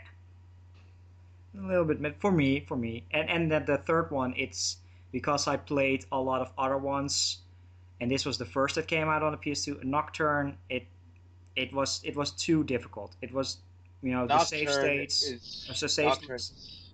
It's a very unforgiving game. Yeah, it is very unuser friendly because it came out like I mentioned. It was the first PS2 one. Like Digital Devil Sagas, they learned from it. The Persona games learned from it. Those are, I would say, my lesser favorites. Um, and yeah, of course, I played through the older ones. They were good for their time. They aged poorly. They're still playable, but they like I mentioned, that you need to play these with like XP multipliers or with Or save a bottle of states. Jack Daniels. Or that, or you're just, or your name is X Corn Muffin X, and you're able to stand this type of hardcore dungeon crawling. Like I Although do dungeon crawl, but not to this amount of extent. I need to have some sort of, user friendliness and some streamlined. and Yeah, I'll stick to listeners, my. Oh, go ahead. no, and listeners, if you really are afraid of playing Digital Devil games at all, there's a fantastic localization of the novel in English now. Oh yeah, I read about that. I still got to check that out. It's not as bad as the localization they did for the Vampire Hunter D novels. Those were extremely literal. Don't end up watching the OVAs though, because the OVAs are no. Those I have. I want to watch those though. They are, yeah. Going off a tangent here, the Digital Devil OVAs. There's two, both tying into the same story. There's Digital Devil and Tokyo Revelation. They are pretty typical 80s low budget OVAs. Amazing. Oh. They are no Akira or Ghost in the Shell. That's for sure. But I checked them out. There, it's if you're interested in SMT and Persona, it's fun to check out. But yeah, such a crazy history. So let's see. I'm actually thinking about Persona Q. I think we handled most of the gameplay aspects, I would say, and how the game flows. And that, like, again, I keep repeating myself, but this is what I like about Atlas. All these small little systems, like, it's there. We didn't really talk about it. Persona Fusion, it works like a charm. And the compendium and stuff, all these systems, it works well. You do the request, you get paid off, you get new items, and you go into the dungeons, you do the FOEs, you get better equipment, and everything just fits together for some reason. But I don't know about you guys. Anything you would like to discuss for the gameplay and how the game is set up before we move into the more spoilerish territory? There's Yeah. one more thing actually, but you can go first, Danny. Yeah, one thing I really liked, it's not a big inclusion, but I really love to see in future games, the Persona sacrifice. You end up with a lot of these junk personas you already have, and you don't really know what to do with them. In the older games, you would just release them or whatever, and to kind of sacrifice them to increase the level of your current persona, just to get them to the level you want them to be. I thought it was great. You have like 10 slimes or something. You don't know what to do with them. So, yeah, I really like that actually. So That is actually, that's actually a system I did not really use that much, because what I would do with the junk personas is I would actually look for combinations of the junk ones to actually get me a new persona, so that I could get a higher percentage on my compendium, instead of sacrificing two of them to level up one persona. It is definitely a system that I would use if I say had 100% compendium, like in a new game plus. Then I would definitely use either the skill cards or sacrifice. But that's actually, I would say, the system that I would use the least amount. How about you guys, Senkai? That was actually the thing I was gonna bring up. So I was gonna ask you guys, did you level like away from your personas? Because in this game, if your persona is 5 levels below you, you get a 50% damage, or if it was 20% damage off. And if they are 10 levels or more below, I think you get 50% damage off. So like to keep up your your usual base stats, you have to have your sub persona 5 or less levels from you. But I don't know. It seems like every time I had a new persona, I would level so much faster than the persona that I had to summon personas to sacrifice personas to level up my own personas. And I did that a lot actually, and it cost a lot of money. So I had to grind money to summon personas just to sacrifice them to level the ones I used. Was that a problem for you? So yes, Mike, I did use that a lot because I had to. But I mean, to be honest, like I mentioned, I relied so heavily on Kaguya and Orpheus Tellus that I only had 3 personas. There was only 3 personas that I had to use there, and then I would just naturally fuse them to better ones and take the skills that I really liked. So I didn't really do a lot of persona fusing to make them better until the later part in the game where I really needed like somebody to do a lot of status ailments for the final bosses and do myriad arrows, etc. But towards like the first 4.5 dungeon, every persona would come natural. It would have like natural skills, and sometimes I was like, you know, like the 3 that I had on Akihiko, Shinjo, and Naoto, like the sub personas, I pretty much used them for the SP and some HP skills, but you know, I've always treated them like fodder. Like I was like, oh, we'll just take them off and then just fuse them up, and then we'll use whatever I get, because I built up the main characters where they had the good skills. So that is something that I would definitely look more into New Game Plus. And if I would do a New Game Plus, I would play it on the highest difficulty, which is risky. I would definitely do that, so I would be probably forced to build up my personas more and level them up and sacrifice them more. I think that is definitely... It's extra important if you're going to do it at hard, because to lose 50% of your damage done, like permanently, even though you use attacks that are not from your persona, like regular attacks does half damage. So if say I am level 40 and I used, like I mentioned, I used Kaguya and Orpheus Tellus, and they're like level 30, I would do 50% less damage? Yes, with all of your attacks. And I still beat the game? Yep. I never noticed that, man. Seriously. I didn't know that. That there are definitely times where Kaguya and Orpheus Tellus would do like shitty damage. Well, I didn't know. I noticed it on iGUS for me at one point, because I mean, I think for the uninitiated, one of the things that is really important about SMT games and Persona games at large is personas are expendable. They're not like Pokemon. You don't hang on to them, so don't feel bad about sacrificing them, because you can get them right back if you register, but then that costs money. Yeah, the companion. So you're actually encouraged to kill them off or fuse them out. It's just a matter of, like, are your options from fusion beneficial to you? Because there were a lot of times with me personally where I'd be like, okay, I can fuse this, and they all suck. It's it was completely against my strategy. But I think one gameplay mechanic that I particularly wasn't that nuts about was, you know how you would randomly get Persona cards? I rarely got any that were halfway decent. Same. So I always used the ones I got.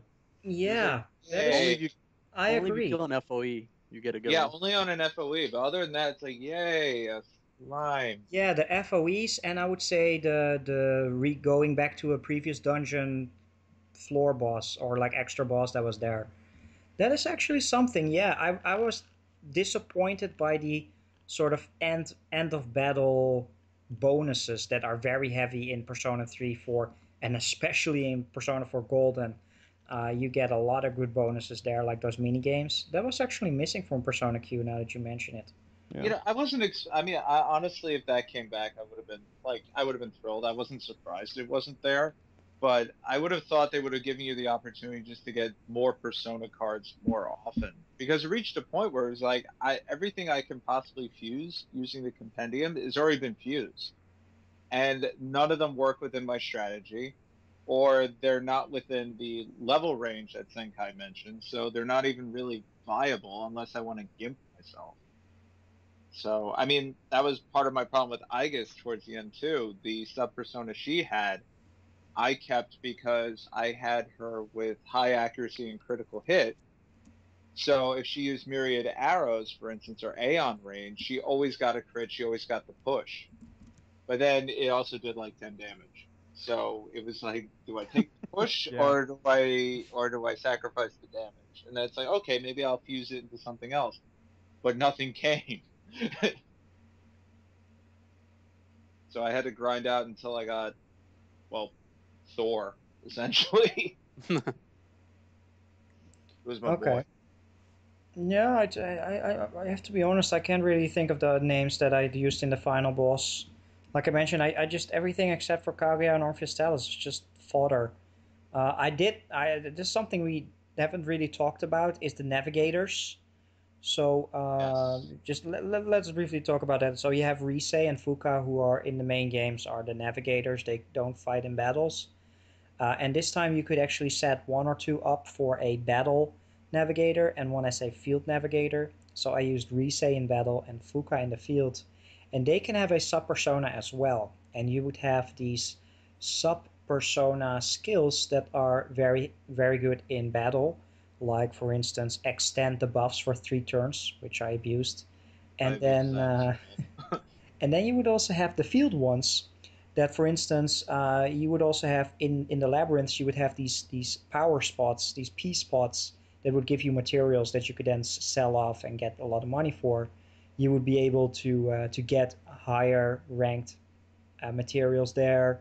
You would see like shortcuts appear on the map, things like that.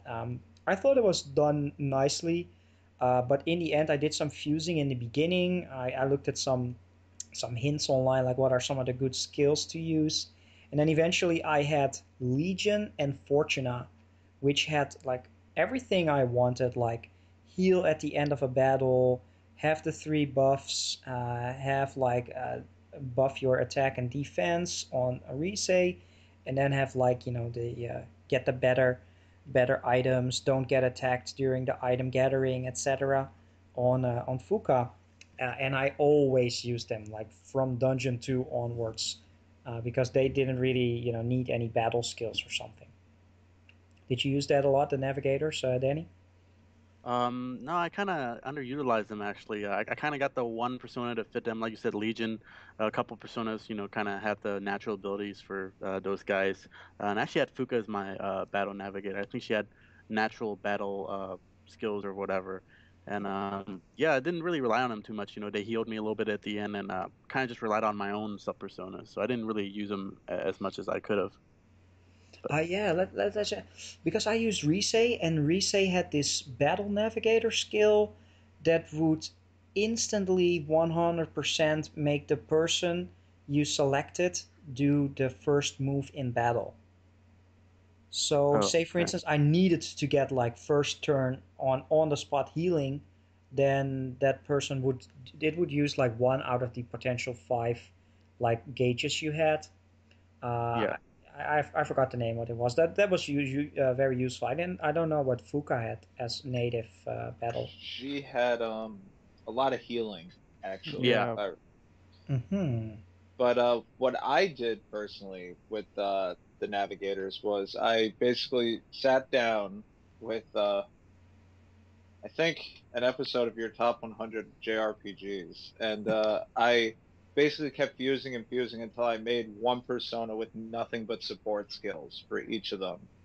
Nice. So those personas just stayed there the entire time, and they were purely used as buff bitches, essentially. So Risei, every step I took, I healed. P spots, I wouldn't get attacked, stuff like that. So it would just, it worked out great, but then when it came to fusing, I couldn't really use them because the inherited skills were useless for the playable characters. Exactly. So I kind of screwed myself in that regard because I was like, same thing, I can't use Fortuna. I have to get another one, but then it won't let me because I already have that persona. Yeah, sometimes I would throw them into them just to get a new persona for the compendium, but yeah, I couldn't use the skills, so I had to rely on the 1 or 2 other ones to inherit some good skills.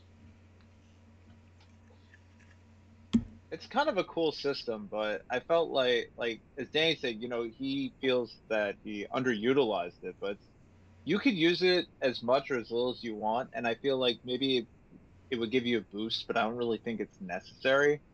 I mean, even to an extent that I totally forgot Rise was there unless she said something while I was walking around. Yeah. Like, healer, you're running low on HP. Never mind. He already took 10 steps. Yeah, I think it was just convenience, especially with the P-spot gathering, that you would just get more, and that is just for pure convenience once you actually set it up, and then it would never be like a bother. And um, like I had this one skill that I relied on very heavily. That is the 3 buff extender, and then also the one that will 100% escape you from battle. That one I thought was very useful as well. What was it? Escape from battle? You could run away and then escape from battle, or you could, if you use this one, you would go back to the beginning of the floor. So sometimes when I would get attacked by an FOE, I always had that. If you was alive, I would have that as like a last chance. I would get the hell out of dodge thing, so I could get back and save. But other than that, I didn't really use a lot of the battle skills that much, and the navigator was just convenience. I also think, I mean, I really like that system. Like, once I got the setup I wanted, I really liked it. But, and I think this is maybe me just harping on like modern day game mechanics. I feel like sometimes they give you way too many options and way too many meta systems to the point where it's like you can fully use it and, reap the benefits, or you cannot use it at all and get the same experience. So it's like, is it needlessly complicated or is it there for benefit? Yeah, I can see what you're going for. Yeah, I always feel that Atlas usually it pays off that everything fits together, opposed to some BioWare. others. Yeah, there's some other series like I'm playing Tales of Hearts R right now, and I'm about 10 hours in, and just today I realized like, oh, you could have these selectable skills to give you buffs, and like I didn't even know it was there, or like the cooking system, for instance, I never used that. Whereas in an Atlas and SMT game, I feel that those systems, they are much better utilized than some other series, but oh well, it's always fun. Have you ever played Tales of Legendia? No, I haven't. Okay, I was gonna say if the cooking system in that game, it briefly mentions it, but if you actually take the time to do it, it's one of those things. It's like, oh yeah, there's this cooking system that you can buff up. It literally just mentions it, but if you don't use it, you can go through the game. But if you actually exploit it, it makes everything incredibly easy. Yeah, the game never reminds you that it exists. So Yeah, exactly. that's the thing. Except for the skits with the cooking, but Yeah, those yeah, are of just like, course. yeah, you just think it's just there for giggles. But those appear if you use cooking. So I mean, exactly. those would never happen if you don't. So. Yeah, I don't know. I've played a couple of Tales games, and I really never really rely on the cooking, but like the skills thing, that was just like mind blown. Like, oh, I could also have like these buff skills, things like 10% more damage or faster healing times and stuff. Like, wow. Like I had no idea it was in the game. Like I'm already like halfway through it, so. Is that because the game is like good anyway? You're having fun, so you don't care looking it up? No, I was just. What's the case? I would say it is more like I'm able to get through the game because it is an easier game than some other ones. I got through all the boss fights so far relatively easy, and and when I was at this one boss fight with 3 guys that was a little bit tough, I was like, let's do some equipment and then some leveling up, and then I was going through all the menus, and then I saw, oh, there's skills. And then I tried the boss fight again, and then beat it within 2 minutes or something. So, but yeah, it's all these systems that that in the end that makes up a Japanese RPG. That is what makes it fun. That is what keeps you engaged to play it, or sometimes it keeps you out of the game because the gameplay systems are just ridiculous, and you just get a bad ending to the game and then just throw it back in the case and never look at the game again and just watch a Let's Play online. But you know what, though, Mike? I mean, you could probably speak to the Etrian Odyssey parts of this more so than I can. But I do feel like, having played a lot of SMT games and Atlas games, you do see those familiar systems. So it's like sometimes, like, you may think, like I previously said, maybe it's too much, but sometimes I'm like, okay, you know what? I didn't really use this system in XYZ SMT game. I really don't see a need for it here. But by that same token, because it's the same developer, for instance, if I'm playing a Tri-Ace game, I know I can very well break that combat system if I really think about it. Because if you've played any Star Ocean game and you exploit that crafting system, you can literally break the battle system and juggle bosses without them ever attacking you. And to me, that's a game in and of itself using the mechanics. Yeah. Yeah, I like to do that. I like to make the most use out of the system that is there. Look for the, like, especially in SMT, just look for the best personas and get a good combination set up. In terms of Etrian Odyssey, the thing is with Etrian Odyssey over Persona Q is here in Persona Q you have the sort of characters that have an element, but in Etrian Odyssey you have a predefined classes. So that there is, there's the defender, the tank class. There is the one very deranged for buffing or for paralyzing enemies, and that 5 character setup makes a lot more sense. Where in Persona Q, and that is one of the disappointing factors about it, I would say, is in Etrian Odyssey, you had the option to mess around with combinations, and there were some very devastating ones. But here, like I said, I got through the game with my 5 characters. I had the ability to use a different sub-persona, and I would say that Persona Q it's a great spin-off for the Persona side, but it is a pretty weak Etrian Odyssey game.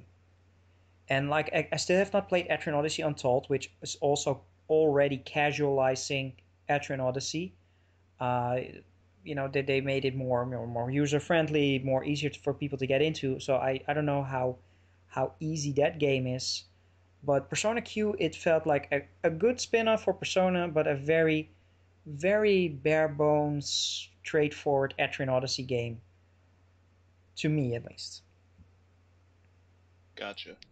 So if you want more challenge, and especially more, especially the character side, like the character party building and which skills do you use, and how you can get through certain boss fights, etc.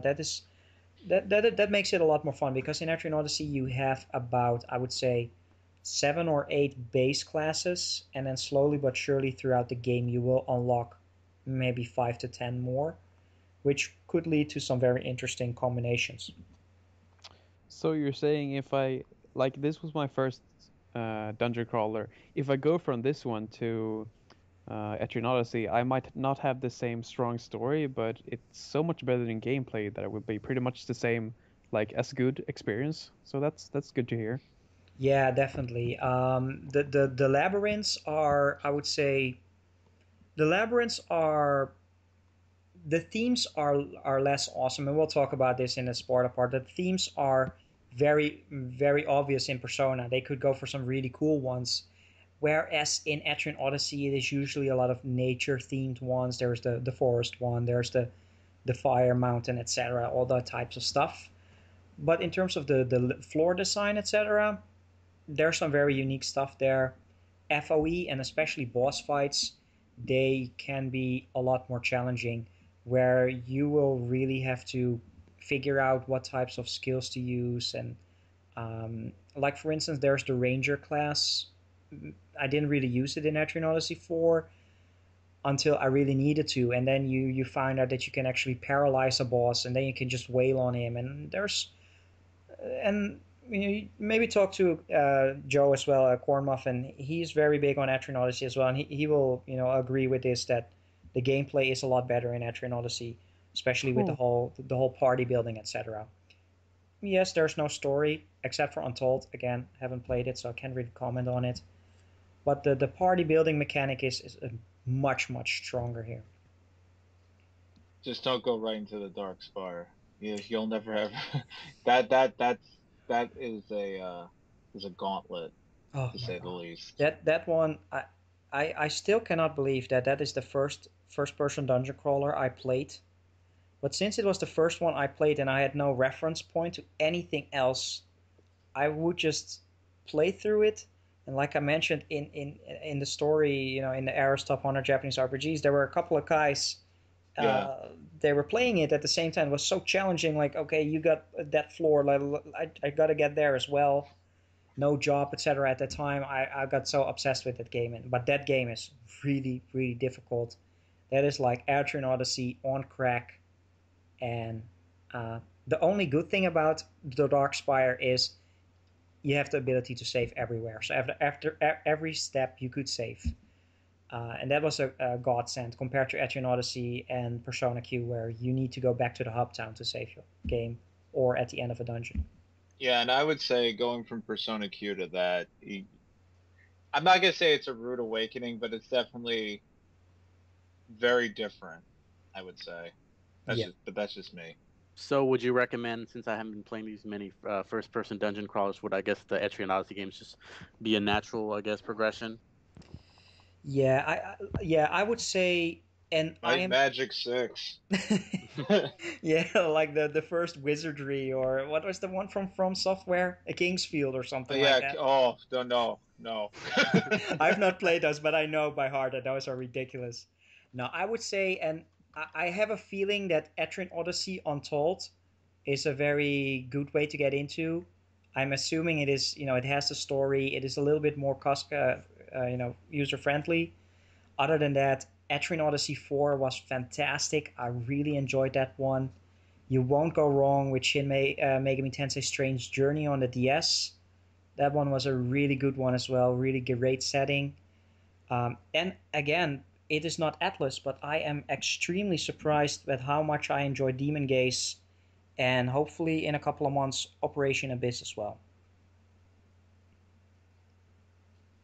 I was actually pretty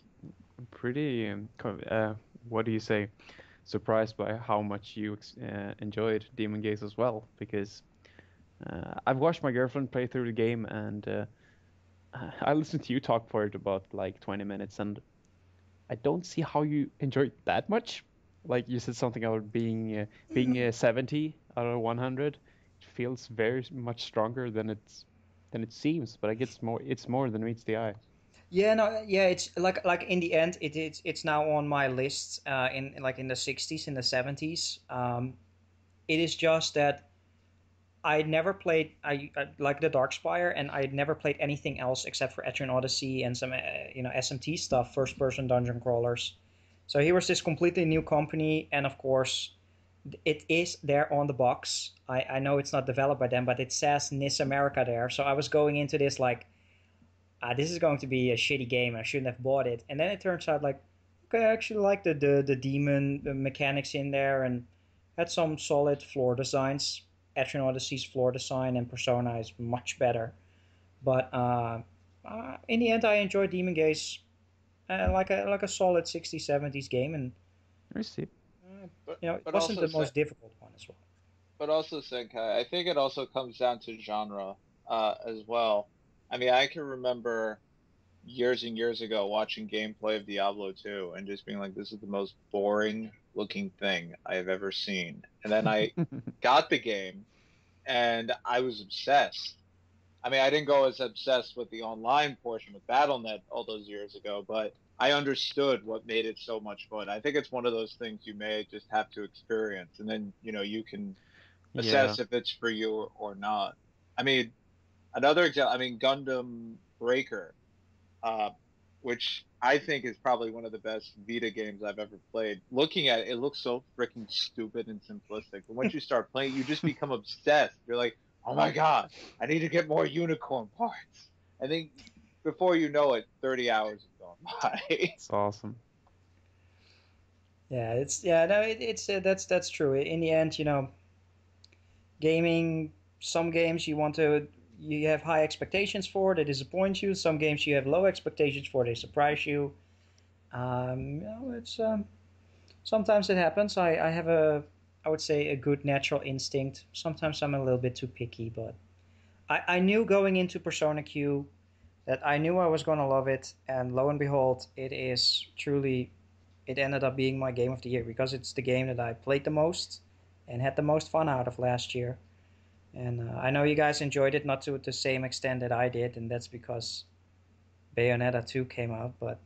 Well, I do agree. It is also the game I played the most, and I mean, it was so fucking good, but it didn't have the biggest impact on me. So that's a little spoiler what might be my game of the year, but I mean, yeah. Yeah, no, it's understandable, but I'm happy that you guys, all play through it, and I really hope that this game will. I know they're a very tedious genre, but I hope you guys will get a little bit more interested in first-person dungeon crawlers, or as I recently found out, this subgenre is actually called the Dungeon RPG, just Dungeon RPG, DRPG in Japan. Okay. I really got to start calling it DRPGs instead. Sounds a lot better. Like Yeah. Easier to say. Dungeon First RPG. person dungeon crawler. Yeah, let's see. We have DRPG, we have ARPG, we have SRPG, we have CRPG, we have WRPG, we have JRPG. What else? What is the CRPG? Computer RPG. Oh, Okay. I've heard that thrown around, but when I read it, I read it as console, which is the complete opposite. Yeah. yeah, there's MMORPG. I don't know what you call roguelikes though. That like roguelikes. Roguelike. Just Roguelikes are roguelikes. It's a genre that I haven't really got into. It wasn't on my list. Final Fantasy Chocobo's Dungeon on the Wii is my favorite so far. That game is surprisingly fun, as silly as it is. But Shira and the Wanderer is my personal favorite. I never finished it because I had a mishap and I never went back to it after that. See, that is the thing with those games. It's when you die in those games, it's game over, man. Game over. You gotta go at it all over again. But here we have Etrian Mystery Dungeon coming out in a couple of months. That I'm really excited for. Personally. Yeah. I think I'm more so excited for that than I was for Persona Q. I think. That's cool. Because I haven't played a mystery dungeon in a very long time, and the closest thing I've gotten to that roguelike thing is I'm currently playing through hardcore mode in Diablo 3 with Steven the Laggy Gamer, and he suffered a mishap, so I'm waiting for him to catch up a new character. But in the meantime, we're in our 40s, and I'm playing Crusader, and there's just like a certain rush because having played a tank a lot in MMOs, my natural instinct is to run into a group of enemies and taunt them. And then after I do that, I'm like, oh shit, if I die, that's it. Yeah, so it's like constant stress, but it's like it's oddly enjoyable, I guess you could say. Yeah, that's true. Danny, you played any roguelikes so far? 0. Yeah, it's Senkai you as well, or? Chocobo Dungeon, just like you said, I think it's really good. For the Wii, I haven't touched it for PlayStation, so that's also why I haven't played the second game.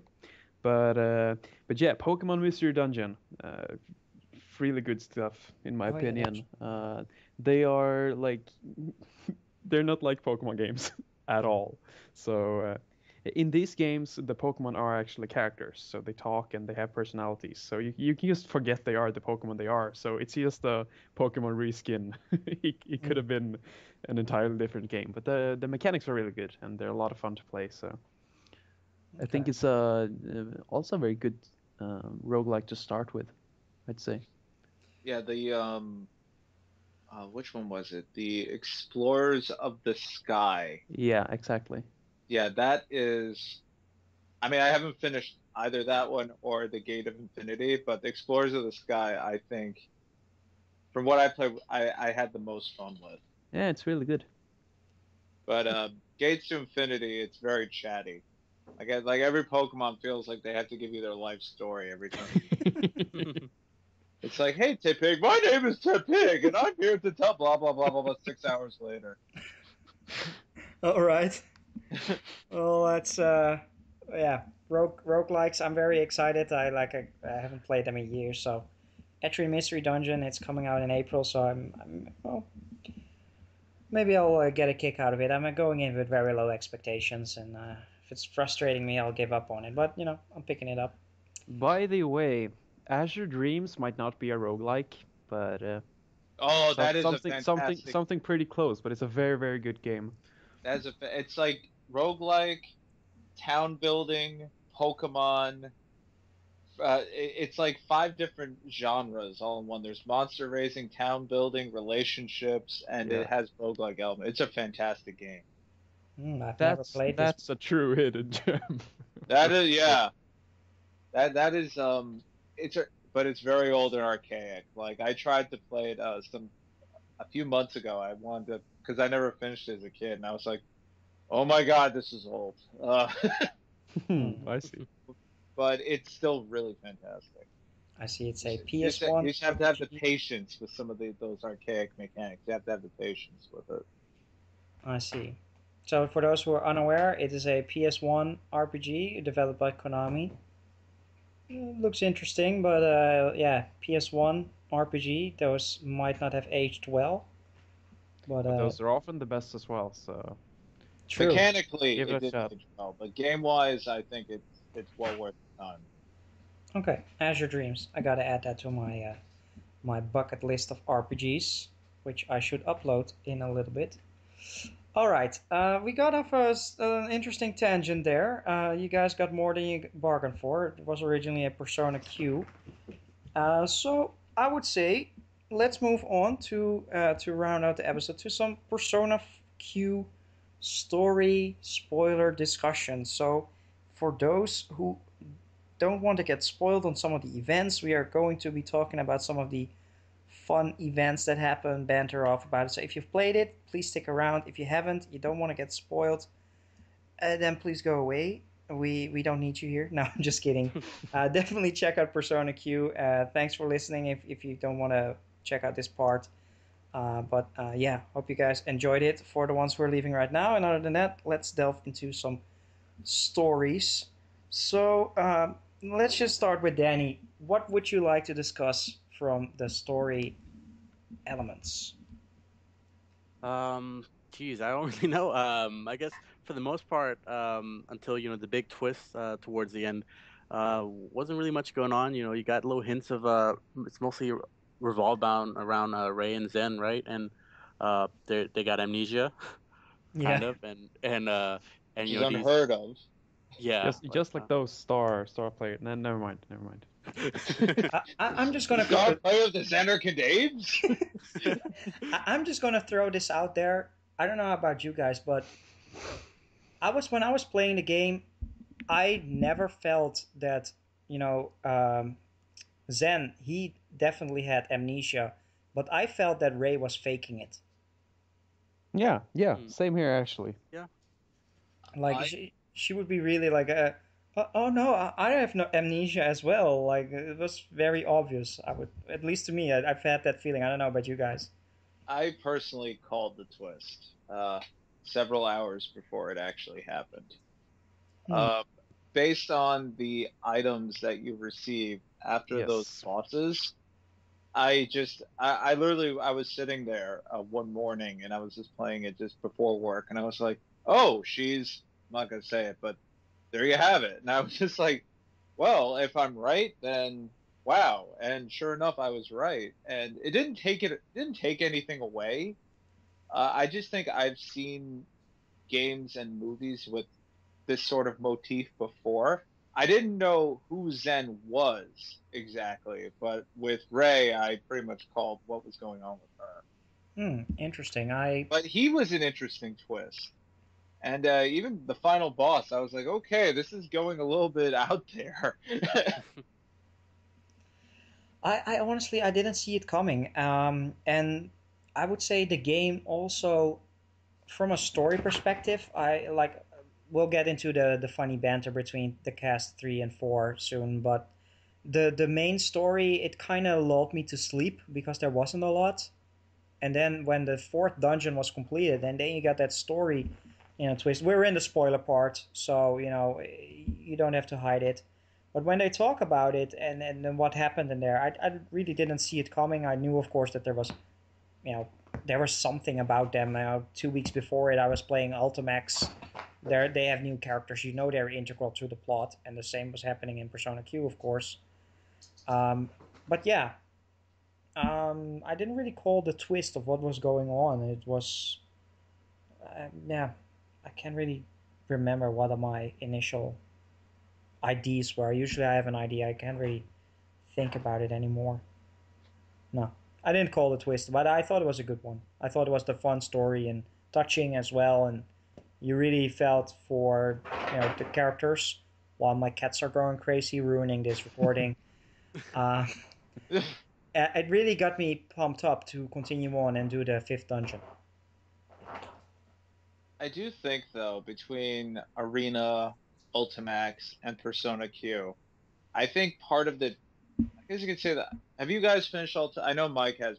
Ultimax and Arena. Danny, Senkai, have you finished both of those? Nope. I didn't play through the P3 storyline in Ultimax yet, so... Okay, so I think... I just want to throw this out there before we continue. The way Ultimax storytelling is set up, I have zero respect for it. How they built up that game, that you had to go through the P4 route, and then once you finished it, you had to go through the P3 route, thus ruining all the surprises that you'd already seen in the Persona 4 route. Exactly. Makes no design sense at all. I'm sorry. What I think these games are trying to do, or what the writers are trying to do, is they're trying to establish the fact, and they probably re-establish it at this point, that Persona 3 and Persona 4 occur in the same universe, several years apart. But I do think the way that they introduce certain characters, they're leading into... This is my own crazy conspiracy theory, that they're leading into Persona 5, which will also be within the same universe, I think. I hope. I've been running on this theory for a very long time, especially when I beat the first Arena. I'm really hoping that they are going to be tying all the preceding games so far, give us some new characters, instead of just doing a standalone Persona 5. But this morning it was announced that Persona 5 news is coming early February. Yeah, was it 30 hours?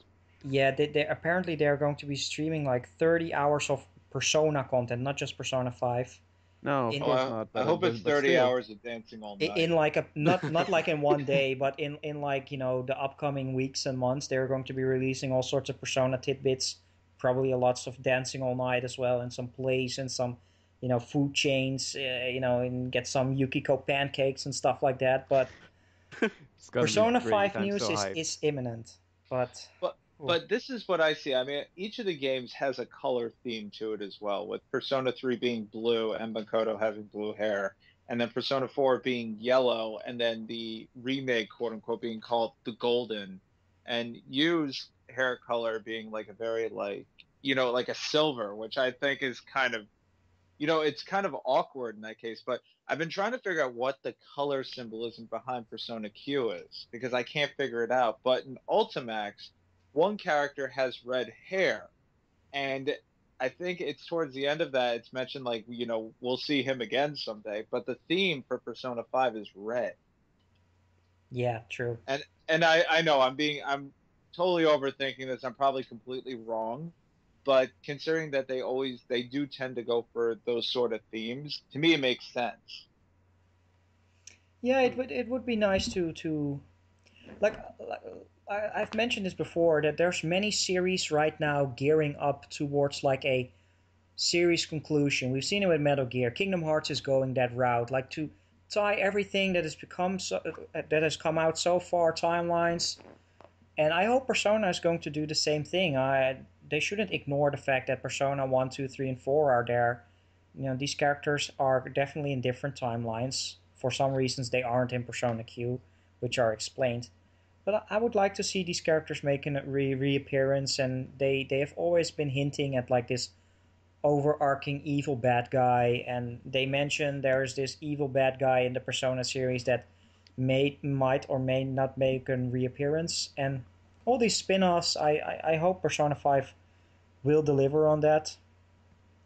I hope. Well, they do reference Persona 2 and Persona 3 through one of the social links, which I thought was really cool because I remember when I did discover that social link, I was like, why does this all seem very familiar? Because it'd been several years for me, but after a while, I was like, oh, okay. But as for the overarching villain, it can only be Jack, as far as I'm concerned. He's the source of all the world's problems, as I see it. But that would be a crazy crossover. Shin Megami cross Final Fantasy X. It's also Final Fantasy X of all games. Yeah, not 9, not 8, not 7. Just 10. It turns out that Inaba is actually in Spira. And Auron is really wearing an Igor mask. Well, I don't think that will happen. Yeah, I don't think so either, but you know. Should we discuss Igor, by the way? Yeah. He's not in the game, so I thought it could be interesting. Yeah, there's apparently this thing going around where the Japanese voice actor, he sadly passed away, and out of tribute. Oh, really? Yeah, I heard something about this. I haven't really delved into it this much, but apparently he passed away, and they are trying to limit Igor as a character. Now, from I understand that is very very nice that they do that, but from a story perspective, it doesn't really make sense to just make the character disappear. Yeah, just based off the voice actor, it doesn't really make sense. It's not really necessary, but I would say I've always been interested why this Igor guy is there and why he is pushing me forward. And is he either a good guy or he could be like a villain? That would be interesting. I mean, he could technically be, again, overthinking it, this overarching villain or entity or some sort of like spiritual being that, is really just setting all these quote unquote wild cards in motion for some sort of earth-changing event. Yeah. And considering he even says he can't interfere, he can only influence. Yeah, exactly. And I really hope that, and again, this is I've been talking and hypothesizing this for a couple of years now. I really hope that Persona 5 is going to be like this all-out war with every character that we've seen so far, and then introduce some new characters as kind of like the ones for newcomers, etc.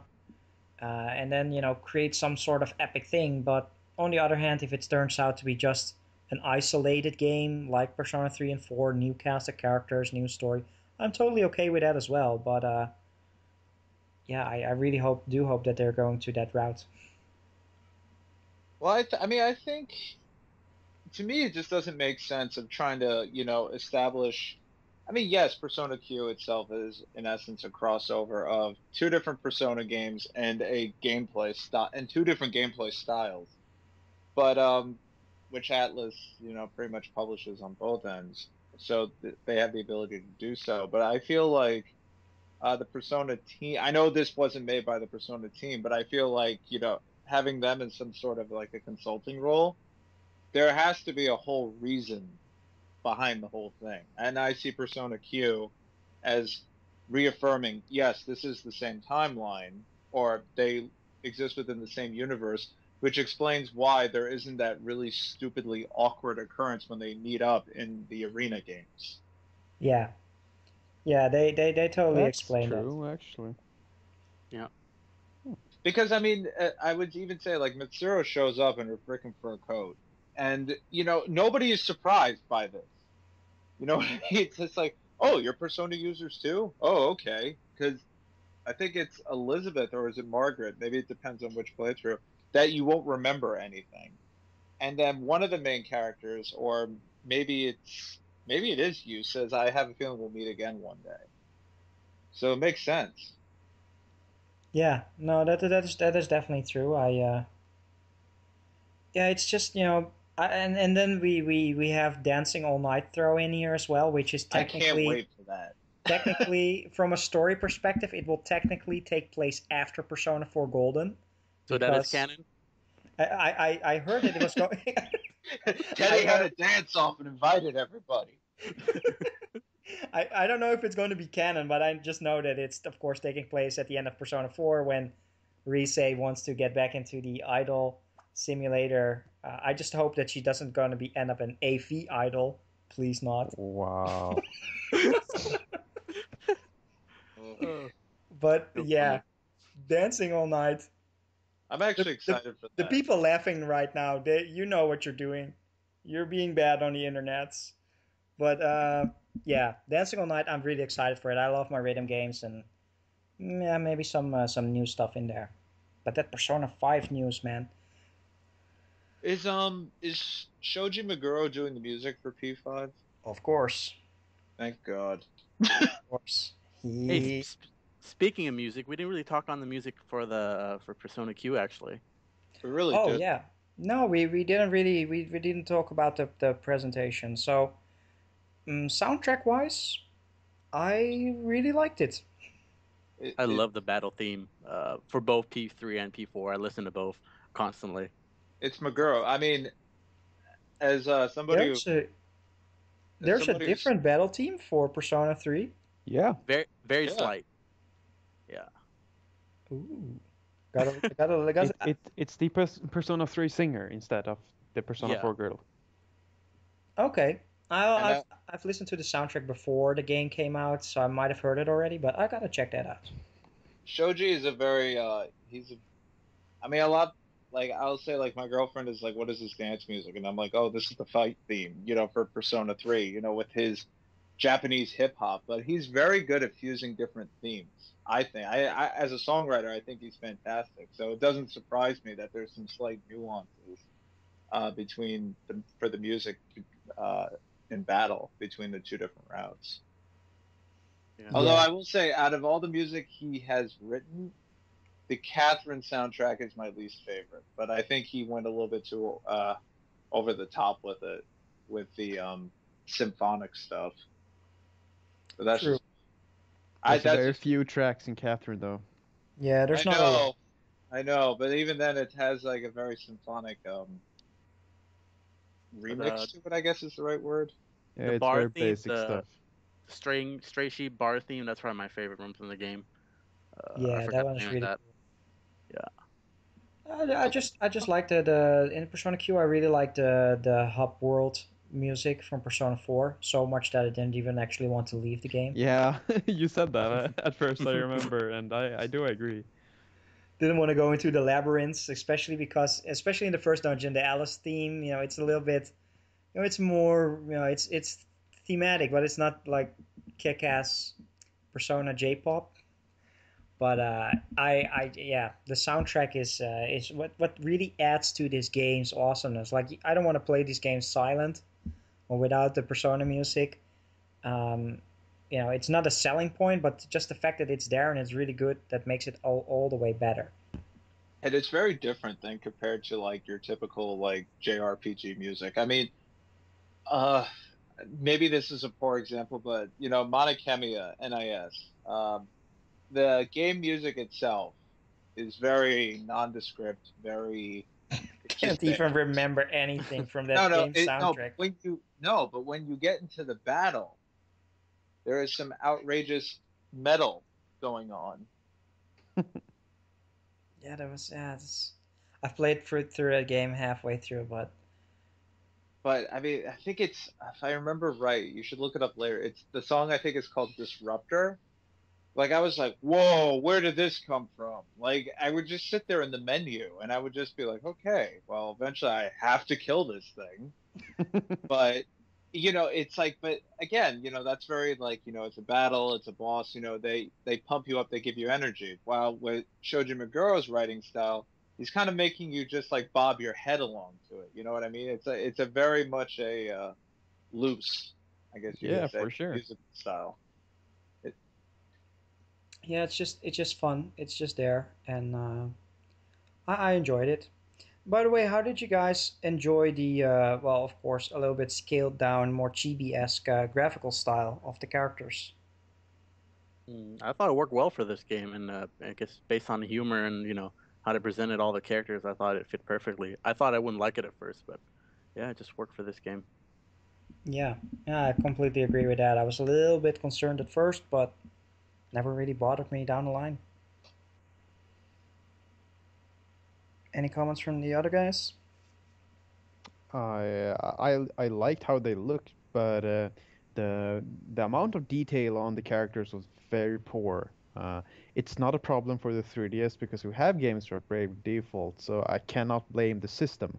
But but when you look at people's hair and stuff, it's usually like one single color for the shirt and another color for the hair, and like they Yeah. were so basic. I mean, I liked the proportions and everything. They were very cute, but I would love a lot more detail if they make a new game. Yeah, I tend to agree on that. I mean, if you look at like the SD Gundam, which is, super deformed Gundam. I mean, if you look up like screenshots of the way they look in game, they look like literally the full-size Gundam scaled down. These characters look more like caricatures than scaled down chibi versions of their, original design choice. Especially if you have the art books, then you're like you notice everything that's missing from those chibi characters. Yeah. Yeah, they definitely went for a simplistic approach, and I think it's also due to the fact that it's on the 3DS, and it is being treated as a spin-off game instead of a main game, but never Which really. is fine. Yeah. I mean, it's fine. I'm not saying like, damn you, game, this is ruining my. No, I'm just like it's a design choice. It's just would it necessarily be my primary design choice? Not really, not so much. Yeah. So speaking of the visuals, to round it out, we of course have the labyrinths. There are 5 labyrinths, and as this are the spoiler section, so we have the Alice in Wonderland theme. We have the second theme that I can't really. Group date. The group date. Thank you. We have the horror theme. Then we have the sweaty man. The bathhouse. The bathhouse. Inaba, what's it called? Yeah, Pride the Parade. Inaba Joe exhibit. Anarchy Land, as I called it. Yeah, Joe Anarchy Land, indeed. And then the 5th was the clock tower. I'm just gonna list out my favorite, and that was the horror theme. I thought that was. I'm seriously, I was frightened. The first. Yep, same for me. Horror house and the group date because of the Catherine references. I love answering those questions and seeing the reactions. Yeah. Yeah, that was Really? great. You picked that? Yeah. That's what I thought too. And to go back to my wacky conspiracy theory, Vincent does appear in Persona 3, so I think he's within the same universe as well. Yeah. Yep. Yeah, I saw that he's in Persona 3 Portable before Catherine came out. He's in the bar. You can meet up with him. And Liam O'Brien does voices for every character now. Sorry. And I was just, it was right around the part where the Persona 3 and 4 cast met up and they started having fun. And, they have this little shooting gallery thing and they had like sheep there. Yes. From yes. Catherine, I really cracked up about that. That was really awesome. That was awesome. Yeah. But yeah, speaking of the group date, that is actually really fun. It is a very fun event where in the second dungeon, you have to answer questions and you get paired up. So I'm interested to find out which you guys wanted to pair up with and then who you paired up with. So I'll go first. Of course, Yuna Arkami, I played as P4. There's nobody else except for the ultimate waifu, which is Mitsuru. I really wanted to get with Mitsuru or with Yukiko. And in the end, I got Elizabeth.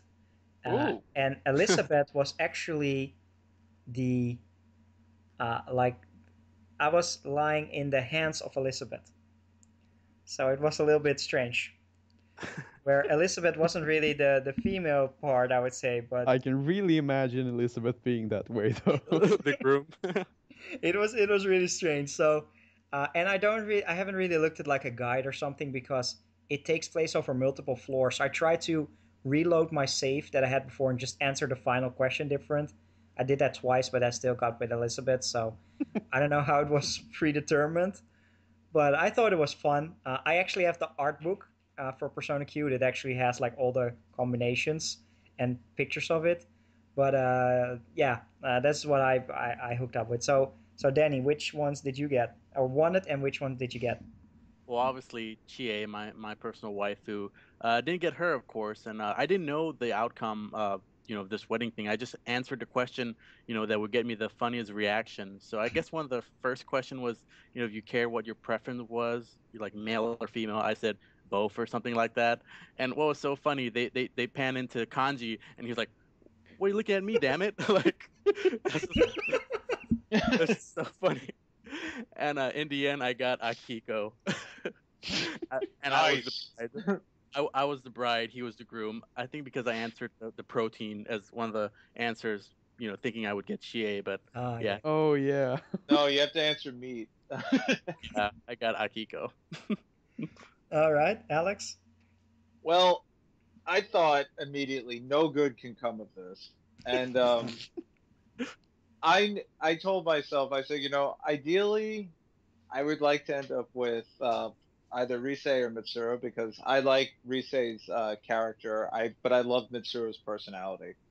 And I knew immediately I will not get either one of those two. And I actually ended up with my least favorite character. If you care to guess who that is. Ken? Koromaru?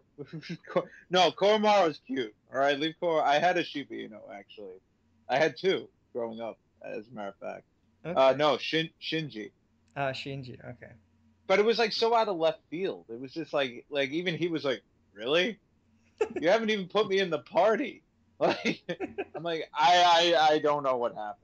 And even he was like, it's like his dialogue was funny because he's like, I have no way to explain this. Senkai, which ones did you want it and end up with? Okay, so the one I wanted, Shinji. Really? But I thought like that's no way. Like I'm not the female main character right now, which I prefer in Persona 3. Oh yeah, this is true. And that's also why I prefer Shinjiro. He has a exclusive New Game Plus ending, where he survives and everything. It's really cool. But I meant like as the male Persona 3 main character, it's not possible. So I felt like it would be cool for him to hold Aegis. I mean, she gotta be pretty heavy and stuff. So, but okay. So I went for Aegis first, but then these like gay questions came up and stuff.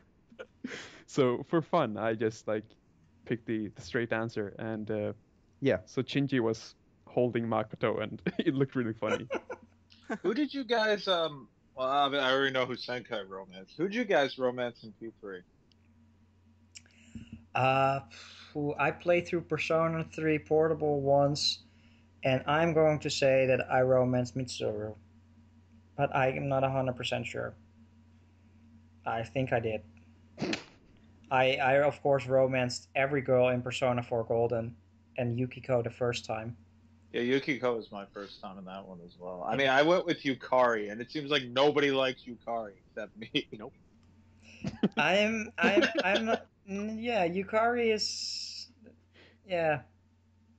A bit. I thought. Listen, she had a tough childhood. Okay. She did. She did. I understand her for it, but that doesn't mean that you have to act like a fucking bitch all the time. That's okay. Somebody can remove the pickle. It was Yukari social link number 9, I think, is what I can't. I just can't because. What was hers? Like, it was lovers, right? Yeah, something happens like in the end of her social link where you get to pick from something very very sad happens, and you choose 3 things, and like I've tried them all out, and she gets mad at you whatever you choose. So and then your social link goes down to 8, I think. Oh wow! And I'm like, oh man, I can't stand this character. Oh man. But, she's not that bad. She's just misunderstood. Yeah, I see. That being said, though, when I do replay Persona 3, which I do want to do, I am definitely doing the female protagonist. But for me, it would be Akihiko in that case. In all honesty. Yeah. Yeah, it is really on my list to do Persona 3 because many of you guys have talked quite highly about the female main character. Thank you, Senkai, for spoiling that, by the way. Uh-oh. That is, No. I have to throw that out there. That was just, no, it's not. It's fine. It's fine. Like, who dies in a video game anyway? You know. People come back all the time. It's not like real life. Well, you know who did die and came back from the grave in a certain sequel that everybody likes to retcon. Yeah. Oh, yeah. I know what you're talking about. Yeah. I know what you're talking about now. Yeah. That was a stupid decision as well. I told you I'd find another way to link it back in. Yeah. They were talking about Ultimax here. But in any case, I really look forward to replaying Persona 3 Portable as the female main character. And I still hope that this is my dream, that you can actually romance Yukari and they're happy lesbians. And I just... I think Yukari would definitely be the man of the relationship. Just saying. I think she definitely will. Or the alpha. Sorry, let me be. No, actually, no. That's not it. That's even less being politically correct. But I think she would wear the pants of the relationship. Wow. All right. Thumbs downs on your video. Well, there's nothing wrong with lesbians. So, you have it in Mass Effect as well. So no problem there. In any case, the FemShep playthroughs are so much better too. I still got to do that as well. They're so much better. Yeah, I really got to get onto that as well. I just hope for Mass Effect trilogy on like PS4 or something. Before we move on, though, about the spoiler, it's pretty cool because it's not something that will happen in your game, like when you play through it. So you don't have to worry. It's actually a bonus that you have to do everything correctly in the New Game Plus. So you have to beat That's the Girl twice. So I mean, it's not like something that's gonna happen. So don't worry. But... Also, I need to beat the female main character route twice. Or finish it, That's the Guy, and then pick New Game Plus. That's what I'm gonna do. I and then do a lot my, of certain things as well. Still. Lots of things. Don't never whistle. Dodge lightning for 200 times. And I'm not talking about real lightning. No, I'm talking about lightning Claire Farron. She's haunting you. You gotta dodge her 200 times. All right. So yeah, that is the romance date.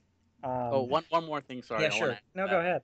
So I went back and YouTube the rest of the your pairs, and I think Teddy was the funniest one I saw, because he was just so happy and he was so shy and he was really into it.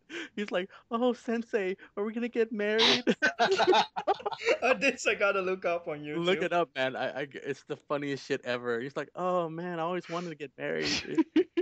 Here's a question, Teddy. I've heard his Japanese voice, and I have to say, while it does fit the character, I really prefer the way the English voice actor does him. I think he does him a lot. I mean, obviously, I don't speak Japanese, but I think it's just the intonations and the silliness. Like, it really just comes out. Oh, I can't stand the Japanese voice, actually, of Teddy. He sounds like Mr. Boo. It is. I am such a snob when it comes to watching movies, or especially anime in Japanese. But when it came to Persona 4, I really tried at first to watch it in Japanese. And then a couple of episodes in, Teddy came along, and I was like, fuck no. And luckily, the downloads that I had were multi-language, so I hit right button, I changed it to English, and I just watched the entire anime that way. Yeah. I am the same way. When it comes to anime, I prefer, or Japanese games in general, if there's an option for the Japanese voice track, I always go for that. But I find lately, I prefer to have it in English because I get more, because I can't distinguish between good Japanese voice acting and bad Japanese voice acting. English voice acting, I can tell. So in Akiba Strip, which I'm playing right now, I had it in Japanese, and I couldn't stand any of the voices. And then I started to play it in English, and one of the characters is from Sweden, and she totally has a Swedish accent. I can't pick that up in Japanese, and that added like a whole other layer to her character, for me, at least. Yeah. That's cool. That's nice. I agree. I like Blaze Blue, Chrono Phantasma, for instance. I usually play those in Japanese, but this time I just selected English, could follow it easier. And I'm slowly getting off that JP hipster craze that I have, and just enjoy it in English. But in terms of Persona, I've played these games for 3 and 4, 80, 90 hours twice for Persona 4. I get used to these voices. So. But I mean, also when it comes to Teddy, isn't it a lot more fun if he says very funny instead of like very funny Kuma? Yeah, everything Yeah. Kuma is no. I don't see why why even he would do that. It's annoying, and I mean, like, okay, it's his thing, but to make puns of bear is so much more fun to me. It is. Yeah. I agree with that. Although, one game I will say you should never ever play in English. That is Star Ocean: The Last Hope. Just Oh my saying. god, I heard so much bad They stuff about it. the I thought it was character fine. the character in question that everybody complains about, The the girl, way right? the way she was, I forgot her name. The way she was localized, they did it very literally. So apparently it's an intonation in Japanese that makes perfect sense in Japanese, but in English you basically sound like Mr. Garrison. So it really just didn't make sense. In the subtitles it did with the voice, but in English it just came out as aggravating almost, like a nervous twitch almost. So it was kind of off-putting. I see. At least that's how I saw it. But the game itself is fantastic, and I will to this day say The Last Hope is a really good game, despite popular belief. Okay. Have not played that one for for more than an hour or two, but all right. So let's see. What else is there to discuss about Persona Q? So I would say let's talk a little bit about some of the character interactions. And I don't know for you guys, but one of my least favorite characters in both Persona 3 and 4 is Ken. Ken Amada. I'm not a very big fan of Ken. I'm not gonna hide it. Yep, same. But he actually had quite an interesting storyline, at least in the Persona 4 route, where both Kanji and Ken would get paired up. They had a couple of requests together and some story, and I thought it was handled very well. I don't know how it's done in the Persona 3 route, but I thought it was done well, where Ken inspires Kanji to pick up this teaching and help him out to get over who he is, and then also inspire Ken on the other hand. So I kind of like that. Yeah, we got none of that. Yeah, I like that. We got on the P3 route, we have Junpei, who's basically just a screw up, but that's pretty much his personality. There is one quest where Mitsuru actually puts you in a sort of like a quiz show or like a Jeopardy thing between you and Junpei. Kind of like the midterms and the finals, where she does ask questions, and then the idea is that you're supposed to help Junpei study, but in reality, you're just trying to get a higher score than him. Oh, So that is actually interesting, because in Persona 4 route, you actually give the answers to Kanji, who is then helping out Ken to as he wants to become a teacher. Kanji at some point he's helping out Ken, and you basically feed him the good answers. And there's a couple of like normal trivia questions in there as well. And then I'm trying to think. That's actually interesting. So maybe the quests themselves, like premise wise or objective wise, are the same. Just the premise around them is somewhat different. I mean, I think Senkai could probably speak better to that since he's done both sides. Well, to what exactly do you mean? On the quests, did you know on the side story quest? Did you notice how maybe like the objective was the same, but the storyline behind it was slightly different? Since I have not finished the Persona 3 route. Oh, I thought you finished it. Not that I haven't finished the second playthrough. Oh, gotcha. Okay. So I can't compare like all the things, but I do feel they are different. They are, and also I'm not sure about all the like skits or whatever they were called. But the dialogue, like for example, Yukari has more screen time in Persona 4 route. I've noticed. In the P3 route, she kind of just complains. Yeah, but she didn't say a lot actually in the P3 route. In P4, she's all she's on Yu Murakami all the time. But yeah, Yukari, she can't stand Teddy. Like she's like so mean to him. Yeah. From what I remember. But that was the same thing in Ultimax. Yeah, True. true. But yeah, there are differences, and that's good because when you're done with the grinding and you just want to play through the other route for the story, it's nice that those elements are new. Definitely. Yeah, I can see that. That is good to hear that there's like a bunch of other things. Like some of the other notable ones was Teddy and Koromaru, like the competition they had going on. I really enjoyed that as well. Yeah, that's in the P3 route. That was really fun. One of the quests with the where they, I think it's Elizabeth hides something on one of the floors. That was awesome. funny. That was really funny. And Koromaru, I mean, I like the character. I like that. That was inside the horror labyrinth. That was inside the horror labyrinth, right? Yeah. Correct.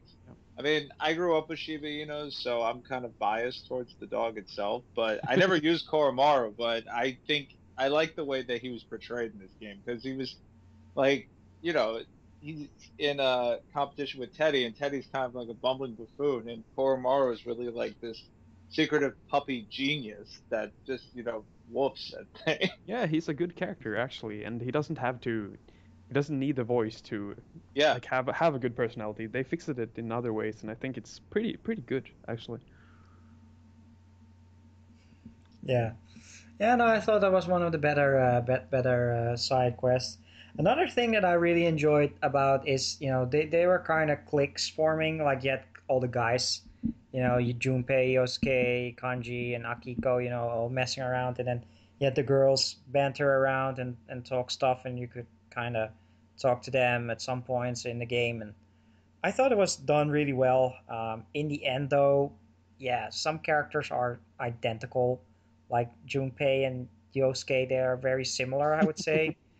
But it's fun to see them interact together and have fun and do some events. And there was also a couple of requests, and then of course at the pinnacle of it all was the Inaba Pride exhibit, the 4th dungeon, where all the guys got very into this. We are so scared of being called or become gay with kanji and stuff. I don't know if that was in the P3 route, but the looks on Yosuke and Junpei was just, oh boy. One thing I did like, and I think probably one of the best things is, it's like, it's not even like, obviously there's a little bit of reskinning going on between the different routes, but the interaction between the two teams I thought was really cool. Because it's like, they're in this situation and they're talking, they're involved in the side quests, the skits, the inter-dungeon communication. Even in the cutscenes, you're not using every character, but they're all there as a team. And I thought that was really cool, as opposed to just saying, like, pick your 5 and then the other ones will go hang out somewhere. Like, I thought that was actually really cool as a sense of camaraderie. It was really good. It was too bad. It would have been too bad to miss out on that. Yeah, it's probably my favorite part of the game, and that was definitely missing in Arena. I don't know if it's because of the age difference or whatever, but they definitely delivered in this one with the interactions, which I really wanted in the first place. But that's also, I think, and I know Mike knows this, the biggest weakness of Ultimax is that you go through one storyline, then you get the other perspective, and it's all spoiled. Yeah. Because it's just saying, like, oh, it's like, Danny says hi to me, and then from my perspective, I hear Danny saying hi to me. It's kind of like, I know that already. Yeah, no, that's nothing new. That was handled very poorly, and of course, Ultimax there's not a lot of downtime, I would say, just time to just mess around and have fun. That wasn't that isn't the story that, or time or design that Ultimax and Arena can go for. So, except for maybe at the beginning and the end. But here at Persona Q, you had the events in between the dungeons. You would have some dead ends or some story developments that would lead to some hilarious situations, like running away from that FOE guy in the 4th dungeon, for instance, or that was all done much better. And also, I think the main theme behind the game that we haven't really touched on is all these labyrinths, despite everything is rotating around a festival. And they're all exhibits within this festival. Just a little demented, just a little bit, but and a festival is about having fun and interaction. And there's even a cutscene where playing with the carnival games and everything, and you get to see them like they become friends at the end. Yeah. Which I think is like great, like a unification of the two different timelines, as it were, into one cohesive universe. So I don't know. I thought that was just like a really cool touch, as opposed to just like with some of these crossovers where, for example, maybe Street Fighter cross X-Men, where it's just the front page or the splash screen Cyclops shaking Ryu's hand, and then it's just it's a crossover and they're just here together and that's it. Yeah. They did a really good effort, tying into the teams, give everybody, I would say everybody got good screen time. Everybody had its own quests throughout the many dungeons. Everybody had something to chip in. There were definitely some social linking. Even though you didn't really do social links yourself, there were definitely some team building, etc., which in the end honestly makes the ending a little sad, because in the end they lose their memories, and we kind of got Clannad here. This is not good. But you know what I do think is really cool too? It's like, even so with Theodore, Elizabeth, and Margaret, like Margaret and Elizabeth, obviously they're keen on the whole thing. Like, they're, as I guess you could say, supernatural beings. They know what's going to happen. So they have that privilege of remembering. I would say Theodore too, technically, even though they kind of make him somewhat bumbling. But it's like they have that privilege, and you see them in the later games, like your Persona Arena and Ultimax, which I think obviously happened after this game, and it's like they don't even say anything about it. It's like they completely play dumb to the whole thing, because once again, all they can do is influence. They can't make a decision for somebody. But you do get a little taste of that at the end of Ultimax when Elizabeth and Margaret share a conversation.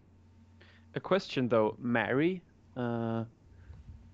is she aware of the Persona Q happenings in Persona 4 Golden? I'm not sure, because it's like I honestly, besides like her involvement in the Velvet Room, I mean, I didn't really try to explore her character that much. I mean, I thought the Persona 4 Golden side quest with her was well enough for me, except that last dungeon. But perhaps, I mean, she is technically a supernatural being herself. Yeah. But she's also the protector of Inaba, technically, so maybe not. Interesting. I have yet to watch the Persona 4 Golden animation. I don't know if that gives some more insight, but yeah, they might as well call that Marie the animation. That's all it is. Yeah, I know it's pretty much. How do you have a remake of a television series 2 years afterwards? To me, that's just, I don't know. I saw that. No, it is not a remake. It is just picking the Marie arc and then just going for the Marie arc only. Yeah, they don't show the same things that happen, so they jump around a lot. So one episode would be them skiing, or another episode be Marie's dungeon or whatever. But nothing. They're not repeating anything. It's kind of like if you've watched Haruhi Suzumiya, it's kind of like additional episodes on top of what is already there. Yeah. Gotcha. I couldn't get into Persona 4 the animation personally. Yeah. And it wasn't because it was bad, just because it was like, I've played through this twice. It's like... Yeah, I actually watched it before I played Persona 4 Golden, so it was a good recap, and I binge watched it in 3 days or something. But I have to agree, since I watched the first Persona 3 movie a couple of weeks ago, that one was done much better than the anime, which felt really rushed, especially in the battle scenes.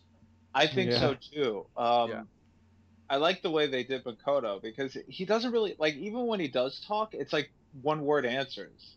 And they're like reminiscent of the answers you would give in game, which I thought, and even some of the questions are directly from the game. I thought that was great. Yeah, it was really cool. But I'm not dropping $100 on the DVD. No way, no how. I recently acquired it. Had to pay some nice customs on it. It was quite expensive. And now the second movie is coming out in March. With how they handle the main character in the movies, Just like the same thing in Persona Q, it feels like they always make the douche choices. Is it just me, or like the main characters you don't play as in Persona Q always says those like harsh things to everyone else, and Makoto did the same thing in the movies. In the art book, actually, I think it's in the art book because I'm looking at it.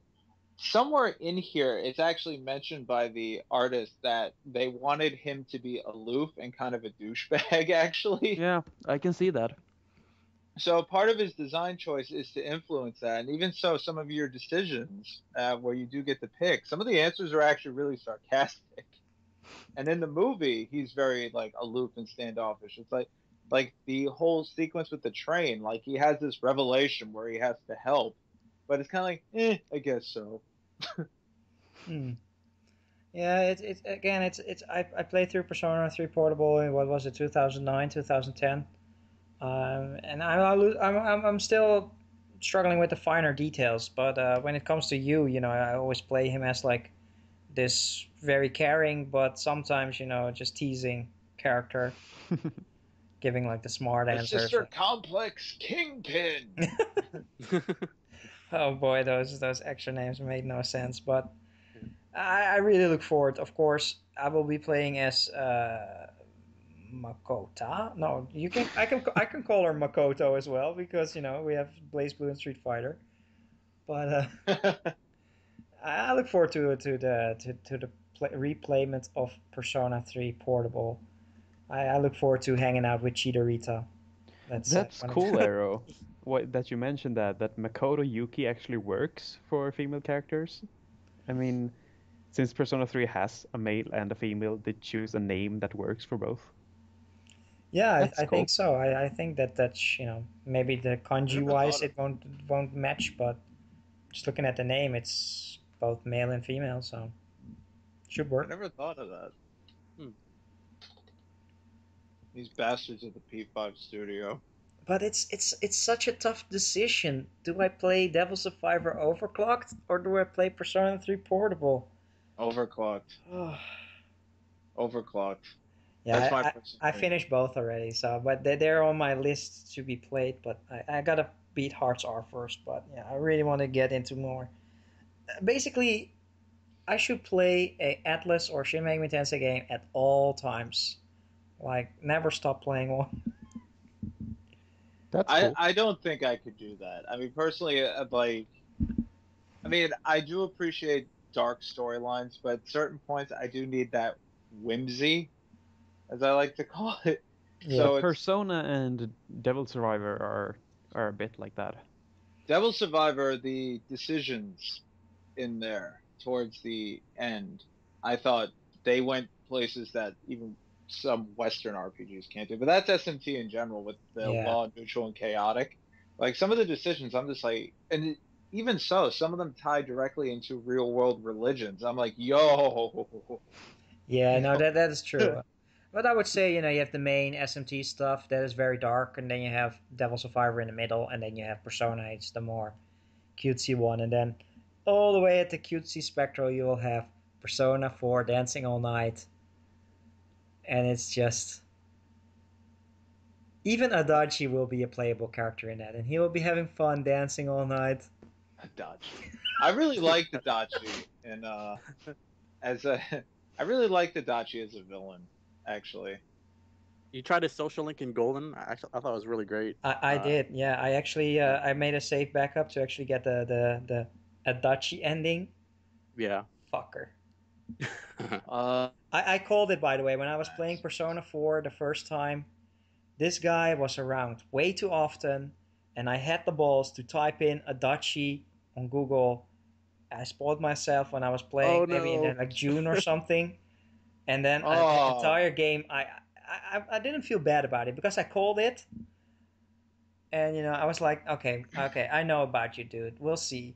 I'm going to keep my eye on you. That was like when I was playing Ultimax.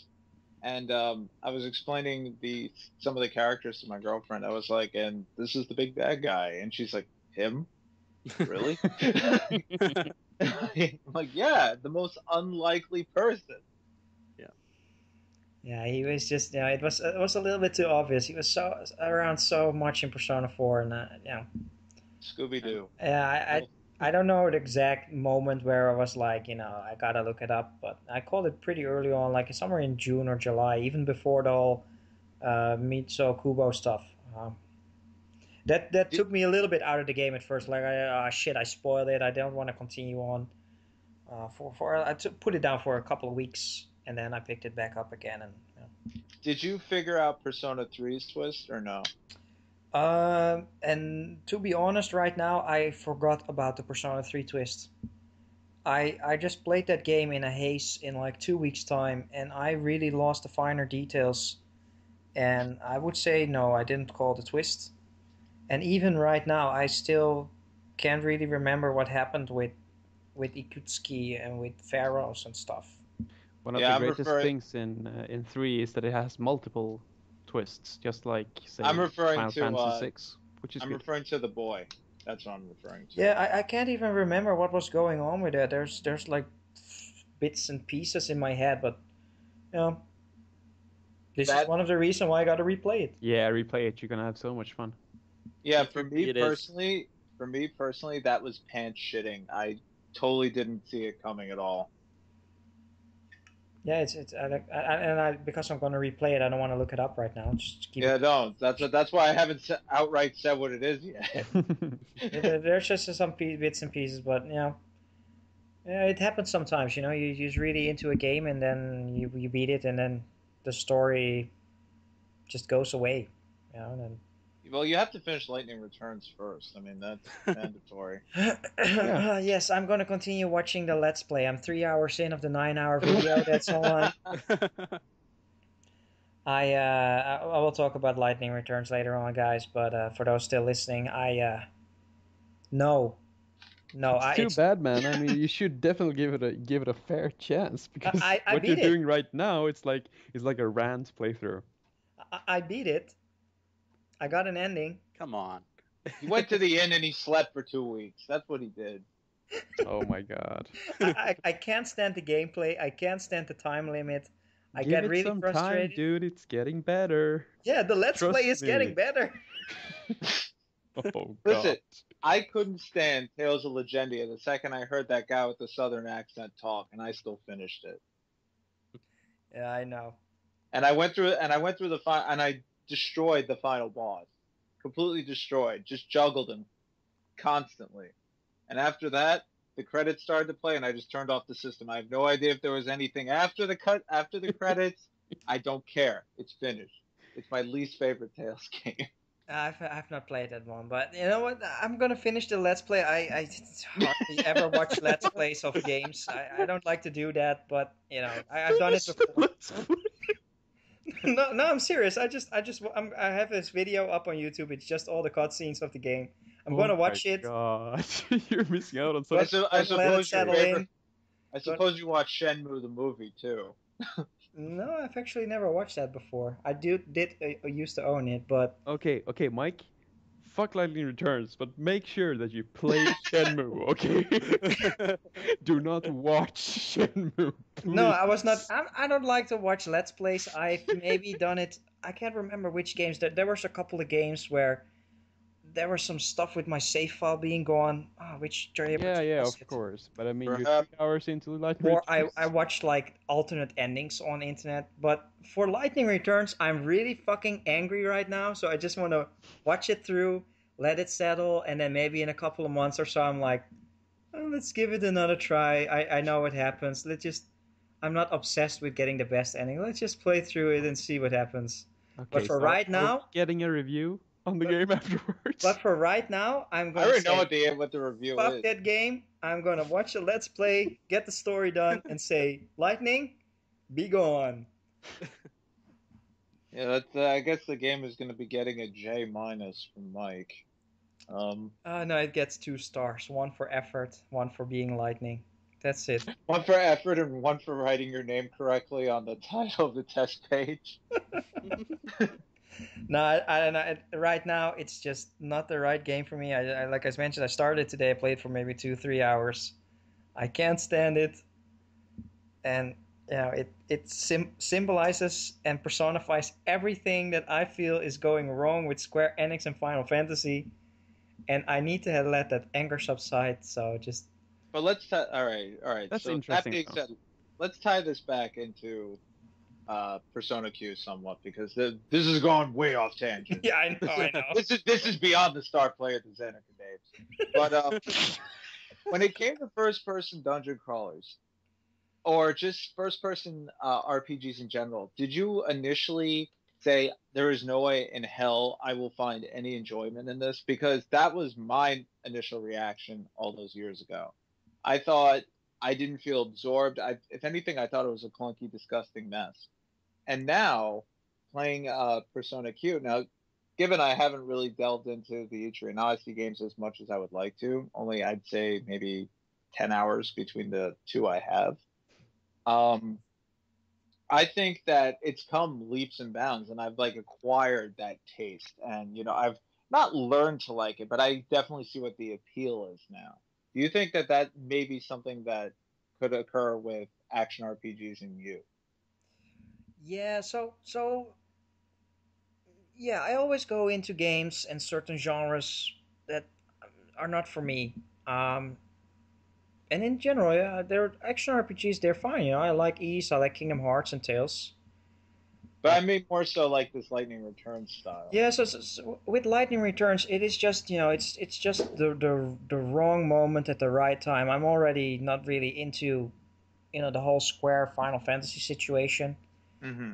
And I've had these things before where I just don't feel up for a certain game or something, and then I just got to give it time and then come back to it, and then replay it again, and then I'll probably like it. There's not a lot of, like, I would say I tend to repress all this negative stuff. I just focus on the positive stuff. So when it's gone, it's gone. Like a couple of months from now, I won't even remember this shitty Lightning Returns. I will say though, like playing through the game and finishing it, there were like a lot of times I was incredibly aggravated with it. But then there were other times, like I mentioned earlier, it's such a beautiful game. Like there are so many, the world itself, all the worlds, the timelines, whatever the hell you want to call it, look fantastic, and there's so much to explore. But then there's this fucking time limit that, if you play in this very specific way, you can experience as much of it as you can, but then you have to replay it again, which, depending on how you play games, I mean, for me to play a game back to back is a very rare occurrence, which is why X-Blaze was my game of the year, because I never do that. And it's like, it's a fucking book. But Persona Q, like, I played through it and I enjoyed my time with it. But what's holding me back from wanting to replay it immediately after and get the other side story is the dungeon design for the last dungeon. I just don't want to do it again. Yeah, no, in general, unless it's like a shmup or something, or like a fighting game, I seldomly replay games like within at least 2 years of each other. So, or maybe some Western games like Last of Us, I just, I want a platinum trophy, then you play it 3 times, but I rarely do that anyway. So, but yeah, it happens sometimes where some games just come to me at the wrong time. And what I've noticed from myself as a gamer is I tend to really be good at predicting how much I'm going to enjoy it. And there is a reason why I have not played Lightning Returns for more close than a year since I have it, because I had this feeling that I was not going to like it. And, it is the main thing that is wrong for me with Lightning Returns is the gameplay system is a sort of hack and slash action RPG, but not a fully action RPG like, say, Kingdom Hearts. So either go full on, either go full retard or don't go full retard, or just keep it turn based. But the thing that breaks the game is the time limit system. I actually had Majora's Mask on the radar to pick it up and maybe finally give it a try. I'm not even going to bother, because I will know for a fact 100% I'm going to get frustrated, because I'm a pretty slow gamer. I like to explore every nook and cranny. I like to do all the side quests before I move on to the main storyline. I tend to always do that. And here comes this game, and I take 2 steps in Lightning Returns, and there's just like hours ticking by. But you And can stop time, you know? yeah, I know. I unlocked the what is it, the Christostasis ability. The Crystallarium Sphere Grid Stasis Yeah, no, Locks Vibe. I can indeed stop time, and I had like 5 EP points.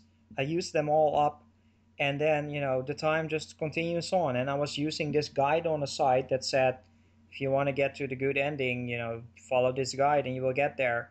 And I wasn't even able to get these timestamps in, and I was just like, I don't like the gameplay battle system because I was just, I didn't really like it. It's just, in my opinion, poorly executed from the 3 hours I played. I know, and then I didn't like the time mechanics in it, and then the worst offender of all, the time limit makes it unplayable. But then the storyline is, so far, like I said, I'm 3 hours into 9 hours let's play video. It's just the cutscenes. And with like maybe 10 seconds of bosses. Somebody took a really good time to effort to make this like a sort of movie, to be honest. But the story is garbage so far, like really bad. Like there's like the main drive factor for Lightning, and that it's not there. I know 100% that she's being, like, this is probably not even being a fucking spoiler. Like, I know she's being, she's set on this quest by this god, and it's gonna betray her or some shit like that, and they gotta fight it off. I'm not seeing a lot of characters so far. Other characters, I don't know. It's just a game. It's not for me right now, and it personifies everything that is going wrong with Square Enix. It's going wrong with Final Fantasy. I have my concerns. We talked about this in the chat. I have my concerns for Type 0 HD. I have my concerns for Final Fantasy 15. And here I am. I like playing games. I want to have fun playing games. And JRPGs are pretty lengthy games, and they take up a lot of time. And all the time when I'm playing Lightning Returns, I'm thinking, I could be playing Devil Survivor Overclocked or Persona 3 Portable instead and have a lot more fun. So why shouldn't I do that instead? But those games are also on time limits if you think about it. But I think they allow you a lot more time to explore, personally. I mean, in the case of the Persona games, they take place over a year. Yeah. And in the case of Devil Survivor, it's 7 days or 8 days, depending on yeah, how it's you it's look at it, in that case that's true, but it's not like a counter ticking down. It's not like when I take Yeah, exactly. one step in, like, or just explore the alley of the street, I lose the ability to finish off a side quest. It's just picking the correct order in terms of social links or side. Yeah, and that's why I mean, typically with me, time limits, they don't bother me because I'm fairly efficient. But when I have such a strict Lightning Returns, again, I finished it with 3 days to go, and I felt like I did everything I wanted to do. It was exhausting. But did you do multiple playthroughs, or? I only did the one. Yeah, same here. I personally, like, the final boss, I had, despite being grossly over leveled, but I do not want to have to do that again. It was not fun. But did you reload your save quite often to replay a section just to save time? No way. No. I didn't, at least. I didn't. I think one instance, I think I messed up a quest, or I forgot to do it, so I went back to a loads, because I left that timeline, so I was like, oh shit, so I reloaded it just so I could cash that in and then leave. But I think, I don't know, it's very strange. Like, I was satisfied with myself that I managed to get everything I wanted with still days to go, but I was just like, I didn't get to, I guess, involve myself as much, because I was like, okay, like, at work I multitask all the time. So with Lightning Returns, I was multitasking. I was like, okay, I go here, here, here, and then I'll go after this, and I'll do that, then I'll go over here and see this cutscene, then I'll run over here. You know, there was urgency, but I was like, I was having a good time, but I wasn't like involved in the cutscenes or any of the storylines. Like, okay, this guy sucks. This one's dog died. All right, who the fuck cares? On to the next. Like, it just there was no time, quote unquote, for that. Oh yeah, But that's the thing with the game as well. It's structured very well because some quests you can only do at a certain time. So like it's 10 o'clock, so you go and do your quest, and then the next quest you want to do you cannot do until say 4 o'clock. So you go and grind a bit or do some side quests, and the game makes up a structure for you, and that's actually really nice because instead of like, should I grind now or maybe it's time to do some side quests, it all comes very naturally. And I Yeah, know there it takes like 3 or 4 days of game time to really get the flow. But when that's also the thing, like I wasted 3 days or something. I had no progression at all. But then I actually learned the game, and at the end, just like Alex said, we had 3 days left because we got so good at the game by just exploring, taking your time. You can waste a few days at first because that's fine. Just get to learn the game, and then it's a breeze. But by that same token, though, it's like, I mean, as I said, I had a guidebook with it because I didn't want to get the stupid collector's edition. Instead, I got the PS3 controller and the limited edition guide, and I made my own little collector's edition. But even so, looking at the guide, I'm like, okay, I finished the game, blah, blah, blah. And I looked at the side quests, I was like, holy shit, did I miss a lot? And it wasn't because I didn't miss it. I missed the time frames. Or it took several days that I didn't have as a luxury. So, and they even said, like, we encourage you to make multiple playthroughs, but when it comes to me and multiple playthroughs, as I said, for me, it has to speak to me in such a way where I'm just like, my God, this was such a good time. And when I finished it, I was just exhausted. I was like, oh man, like I wanted to go on vacation. And it wasn't because it was bad. It was just exhausting, you know, like just keeping track of yourself and saying, okay, at 4 o'clock, I think I said, I go over here to pick up this quest, and then I'll run up the street and turn in this one because that NPC activates at 5 o'clock. Yeah. So I still say the game itself is beautiful, but to fully experience it, I'd say you have to play through it 3 times. And I personally do not have the patience to do that. But what would you get from the other, like more than side quests? But the side quests were pretty meh in a way. Yeah, some of them story-wise were really good, but it's text. So, I mean, the critical ones with some of the supporting characters I thought were great. There's one towards the end that I thought was very hard-touching, but I guess more power, more items, maybe a few other get-ups, I guess, costumes. I have no idea. Was not dress sphere. What is it called again? Garbs. Garbs. Yeah, a few right. more garbs. I mean, once I got the Dragoon garb, I was thrilled. That's the one. So that's cool. the one I really wanted. Gotta represent the Dragoon. Oh well, it all sounds. Yeah, it gets better, trust me. But I know the feeling. I felt the same. I like every time it passed a day, the story went on with hope and everything, but you felt like, fuck, I didn't made any progression at all. But that's fine. That's fine. But even so, it's like, once again to tie it back to Persona Q, it's like the story is there. It's like this huge overarching story, but they only give you snippets of it. I mean, the heart lies in the gameplay of the dungeon crawling, which you have as much time as you want to do, with the exception of some of the requests, which are on time limits.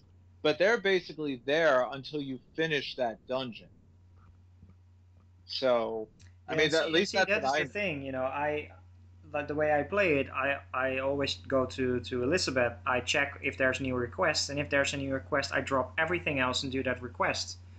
You know, this is I know where I'll continue to get frustrated by Lightning Returns by is there's probably like 10 or so side quests, and it's like pick your own adventure, and I will get frustrated for the fact that I cannot do all 10 at the same time. I gotta even, you know, skip a few, and that is something that, you know, that's not my play style, and the game doesn't cater for me to do that, and it's like, it's very unnatural to me not to be able to do side quests when they are there, and, you know, this whole time management thing, and you can't win them all, and it's sad because it's a main numbered Final Fantasy game. But in terms of, that's Persona Q, they handled it very, very well.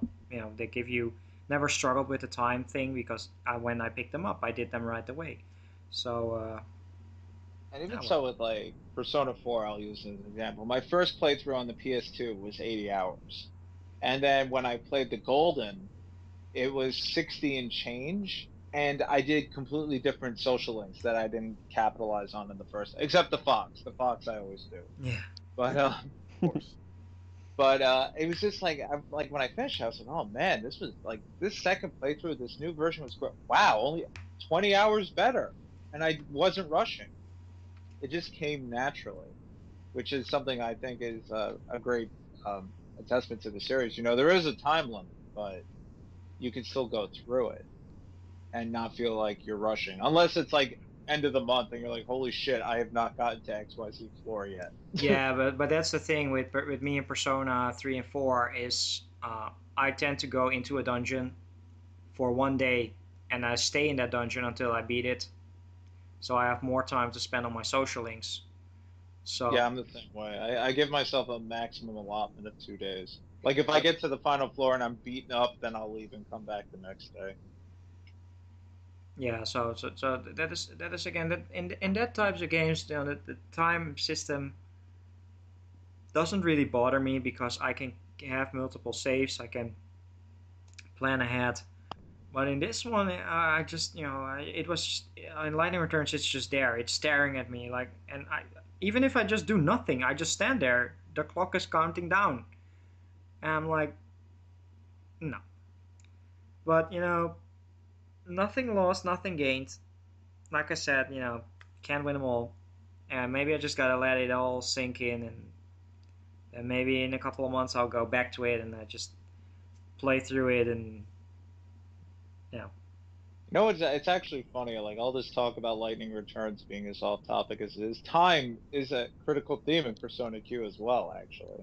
Considering the last dungeon is the clock tower, and the final boss is heavily involved in time, which I think is kind of funny. Actually. I was just thinking about it. I was like, wow, we really got off top. Not really. Yeah, no, that's true. Yeah, it's just a game that I'm playing right now, and that and Hearts are, and it also has to do with the fact that I'm going through this obsession with beating games, especially this month. So I'm personally doing pretty good this month, but you should really try Akiba Strip. I mean, don't take it seriously, but it's pretty funny. Yeah, no, it's on my list to check out. I'm hoping for like a sale or something, and I think it will be a fun game. I'm not thinking much of the gameplay, but I played through Senran Kagura Shinobi Versus as well, so. Think Yakuza extremely stripped down. Yeah. I want to scare you guys away. Let's not bring Yakuza in the mix. Well, what? No, let's not. No, we'll talk about this later on. we need another episode. Because, I need another episode. No, I won't. There's actually 2 games that I've given up on this month, and the other one is Yakuza 4. Oh, wow. I'm sorry. I played through the first chapter at Akiyama. I enjoyed Akiyama's it. The best. Yeah, exactly. And then I got to the Taiga part, and then I was into the fighting system. I didn't like it, and then the chase events, and I'm just like, this gameplay hasn't evolved for years, and I'm like, no, I'm not gonna do it. I'm gonna stop playing Yakuza. Neither has Dragon Quest. Nobody's complaining about that. Oh wait, never mind. People do complain about that. No, but see, that's the thing. There's some certain games out there that just have gameplay in it that I just don't enjoy. And I think Greg is probably stabbing himself in the chest right now too. Come to think of it. I'm sorry, Greg. I know you will probably were cheering on like, oh yes, he didn't play more Final Fantasy 13 shit. But here, this Yakuza 4. I played it for 8 hours. I got to the prison part, and listen, you just got to get through Taiga. Although Taiga's revelations were hysterical, but you just got to get through that part. Actually, I really like that story part. But Akiyama's my favorite. He makes the entire game, as far as I'm concerned. Yeah, it was. I'm a Kiryu fan. Yeah, I played through Yakuza 1 and 2, but, you know, I'm like, yeah, the story is fun and all, and then I get to the gameplay sections, and let's be honest here, Yakuza, the game design and the menu and user interface is total fucking garbage. That's, but you know what it is with that though? I'll be honest. System-wise, depth-wise, all this other stuff, it's not the deepest, it's not the most complex, but it's like it is so tongue-in-cheek. I think that like they're purposely saying like, okay, we've been using the same menu design since 1994. I think we should leave it in. They won't know the difference. Yeah, you're right. It's so bad that it's, and you know, when I get into this fuck this game mood, then I start noticing everything. I even started ranting about the fact that Lightning's hair has like dual layers and it looks like shitty hair. And the same goes for Yakuza 4. I just got into this mood where I'm like, the gameplay sucks, the fighting sucks, the combo mechanics are very similar. It is difficult because I keep dying, and it's just the main offender here for Yakuza or Yakuza, the lock-on button. Why is there no lock-on button to actually lock on to one particular enemy and then just beat the shit out of him and then move on to the next one? It is just, I keep whiffing and missing my attacks, and then, some strange fucker runs in with like a weapon, and then, he puts me on the ground, and then I'm lying on the ground there, and I want to get up, and I can't get up, and then, yeah, it's like, I really enjoyed Akiyama's story. It was fun. The characters and the cutscenes are nice, and, I would definitely play Yakuza, the visual novel. It's just the entire game cutscenes, like a book or movie. I would do it, but gameplay-wise, no. Go finish your Let's Play of Yakuza 4, okay? No, I'm not actually good. No. In terms of Lightning Returns, because I'm such a Final Fantasy fan, I actually want to watch like the cutscenes and everything. But for Yakuza 4, I'm not gonna bother with watching the story. It's, I was gonna say, if you buy Yakuza 5, it comes with a Let's Play of Yakuza 1, 2, 3, and 4. See, that is the thing. I know, Lightning Returns. It's just we know it's there. It's one of the worst reviewed games. But I know how many people in the community, like you guys included, love Yakuza, and I feel bad, but I'm not enjoying my time with it as much as I kind of like the story and just walking around the world.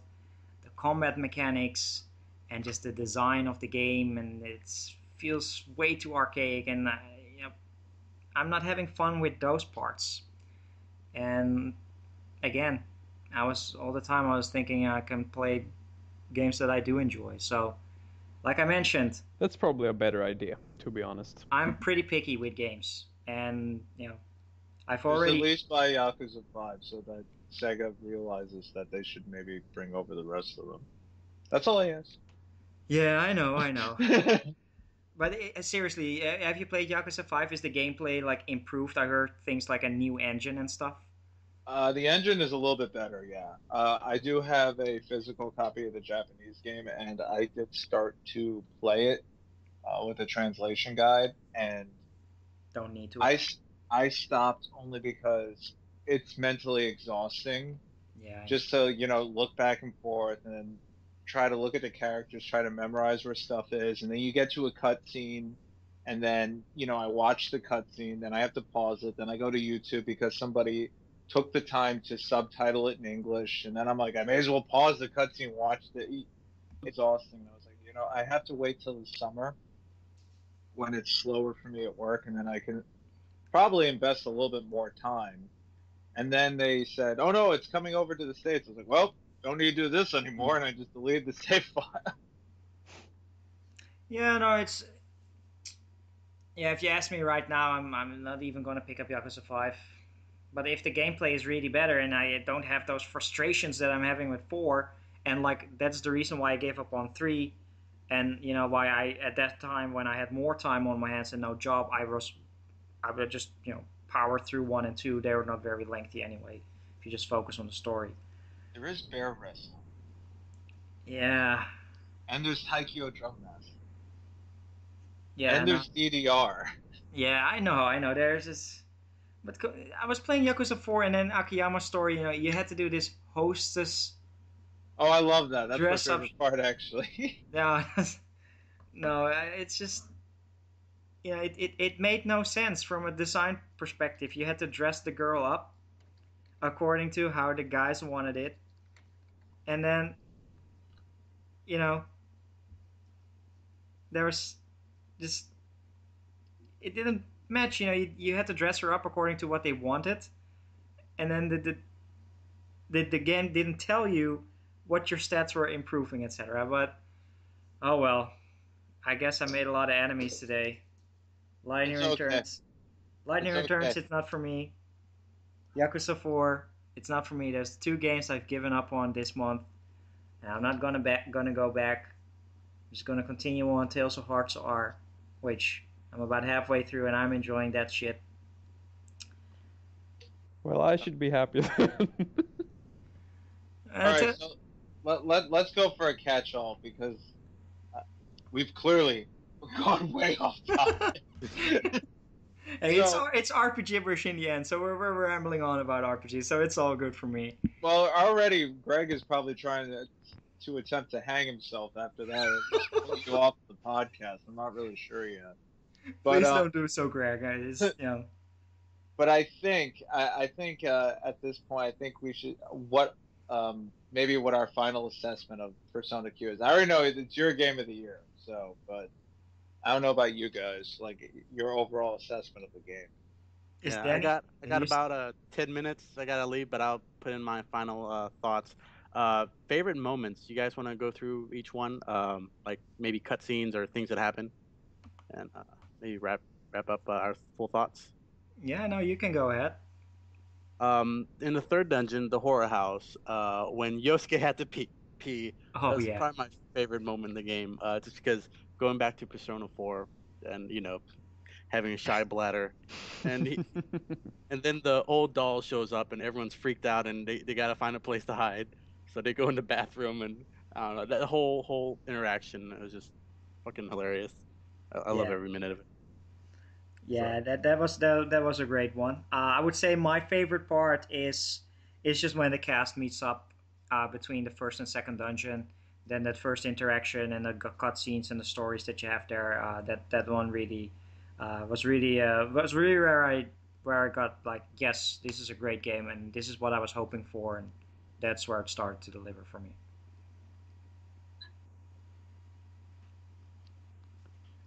Senkai. Well, I gotta say my absolute favorite moment in the game. I mean, I love the third dungeon, but the boss fight and all the story that was before the boss fight and after the boss fight in the fourth dungeon was definitely my favorite part of the game. I mean, right when you got to the boss, so much shit happened, and after the boss fight there was like twice as much story, so that was really, really interesting. Very, very cool, because the game doesn't have a lot of cutscenes. But yeah, that was great. Alex, favorite moments? I think my favorite moment is when you got to see everybody enjoying the fair or the festival. I thought that was really good in terms of like establishing a sort of connection between the two teams. And as cliche as the ending was, I kind of liked the exchange between you and Makoto at the end too. Yeah. Like, I just thought it was just like total acknowledgement of each other. Because, I mean, ultimately, you know, as the player, you get to decide who you're going to play, but they're both acknowledging that they're both powerful in each of their respective worlds, I guess.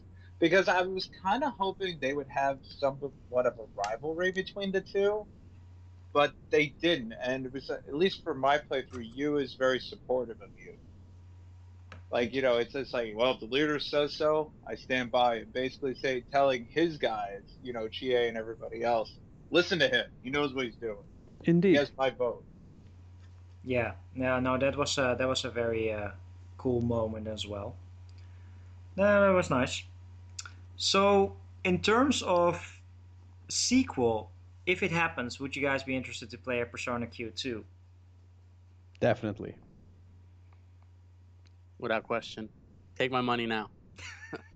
I definitely would, but I don't know how it could equate out to this unless, they don't remember anything. But, as a player, it's kind of, to me, I would see it as like, I don't want to say it's kind of a cash grab, but kind of a cash grab. Yeah, I can see that on the one hand. Yeah. Yeah, I can see I'll settle for some DLC dungeons. I'll take that if that's all they give us. Yeah, that I would go for. Yeah, that would have probably been the best. Yeah. Well, yeah. Well, let's see what's coming out. We'll get a lot of Persona news pretty soon. So yeah, in terms of recapping it in one sentence, for me, Persona Q was my game of the year of 2014. It was the just etching out the Danganronpa games. I had the most enjoyment and fun out of Persona Q. So yeah, Danny, what are your final thoughts on it? Yeah, so to me it's a pleasant surprise. Going into I wasn't expecting much actually. Same with the arena games. I thought it's gonna be a competent, a good dungeon crawler RPG. But I probably say it probably stands up as one of the better SMC and Persona games, even though I haven't played all of them. Would you agree, Mike? Didn't you place it high up on your top 100 JRPGs? Yeah, in the end, Persona Q is now on the number 15 spot, just under Final Fantasy VII. Yeah. So for me, I can't see anyone enjoying this game as much as if you haven't played Persona 3 and 4. I know you can probably play without playing those games, but you'd be doing yourself a disservice. So fan service in all the right ways. Excellent, very good game. I agree. I agree. You really have to play 3 and 4 before you even attempt these. You could get through it and still enjoy yourself, but I feel like some of the nuances are totally lost. And even if you're listening to this episode now, and you decide to sit through the spoiler section for whatever reason, and the lightning returns, and the lightning returns rant, you'll be wondering like, why are they making fun of Ken so much, or what's the joke with kanji? The inside joke part of it won't make any sense. Yeah, exactly. It's like Danny mentioned, it's perfect fan service and a great game on its own. Senkai, any final thoughts on the game?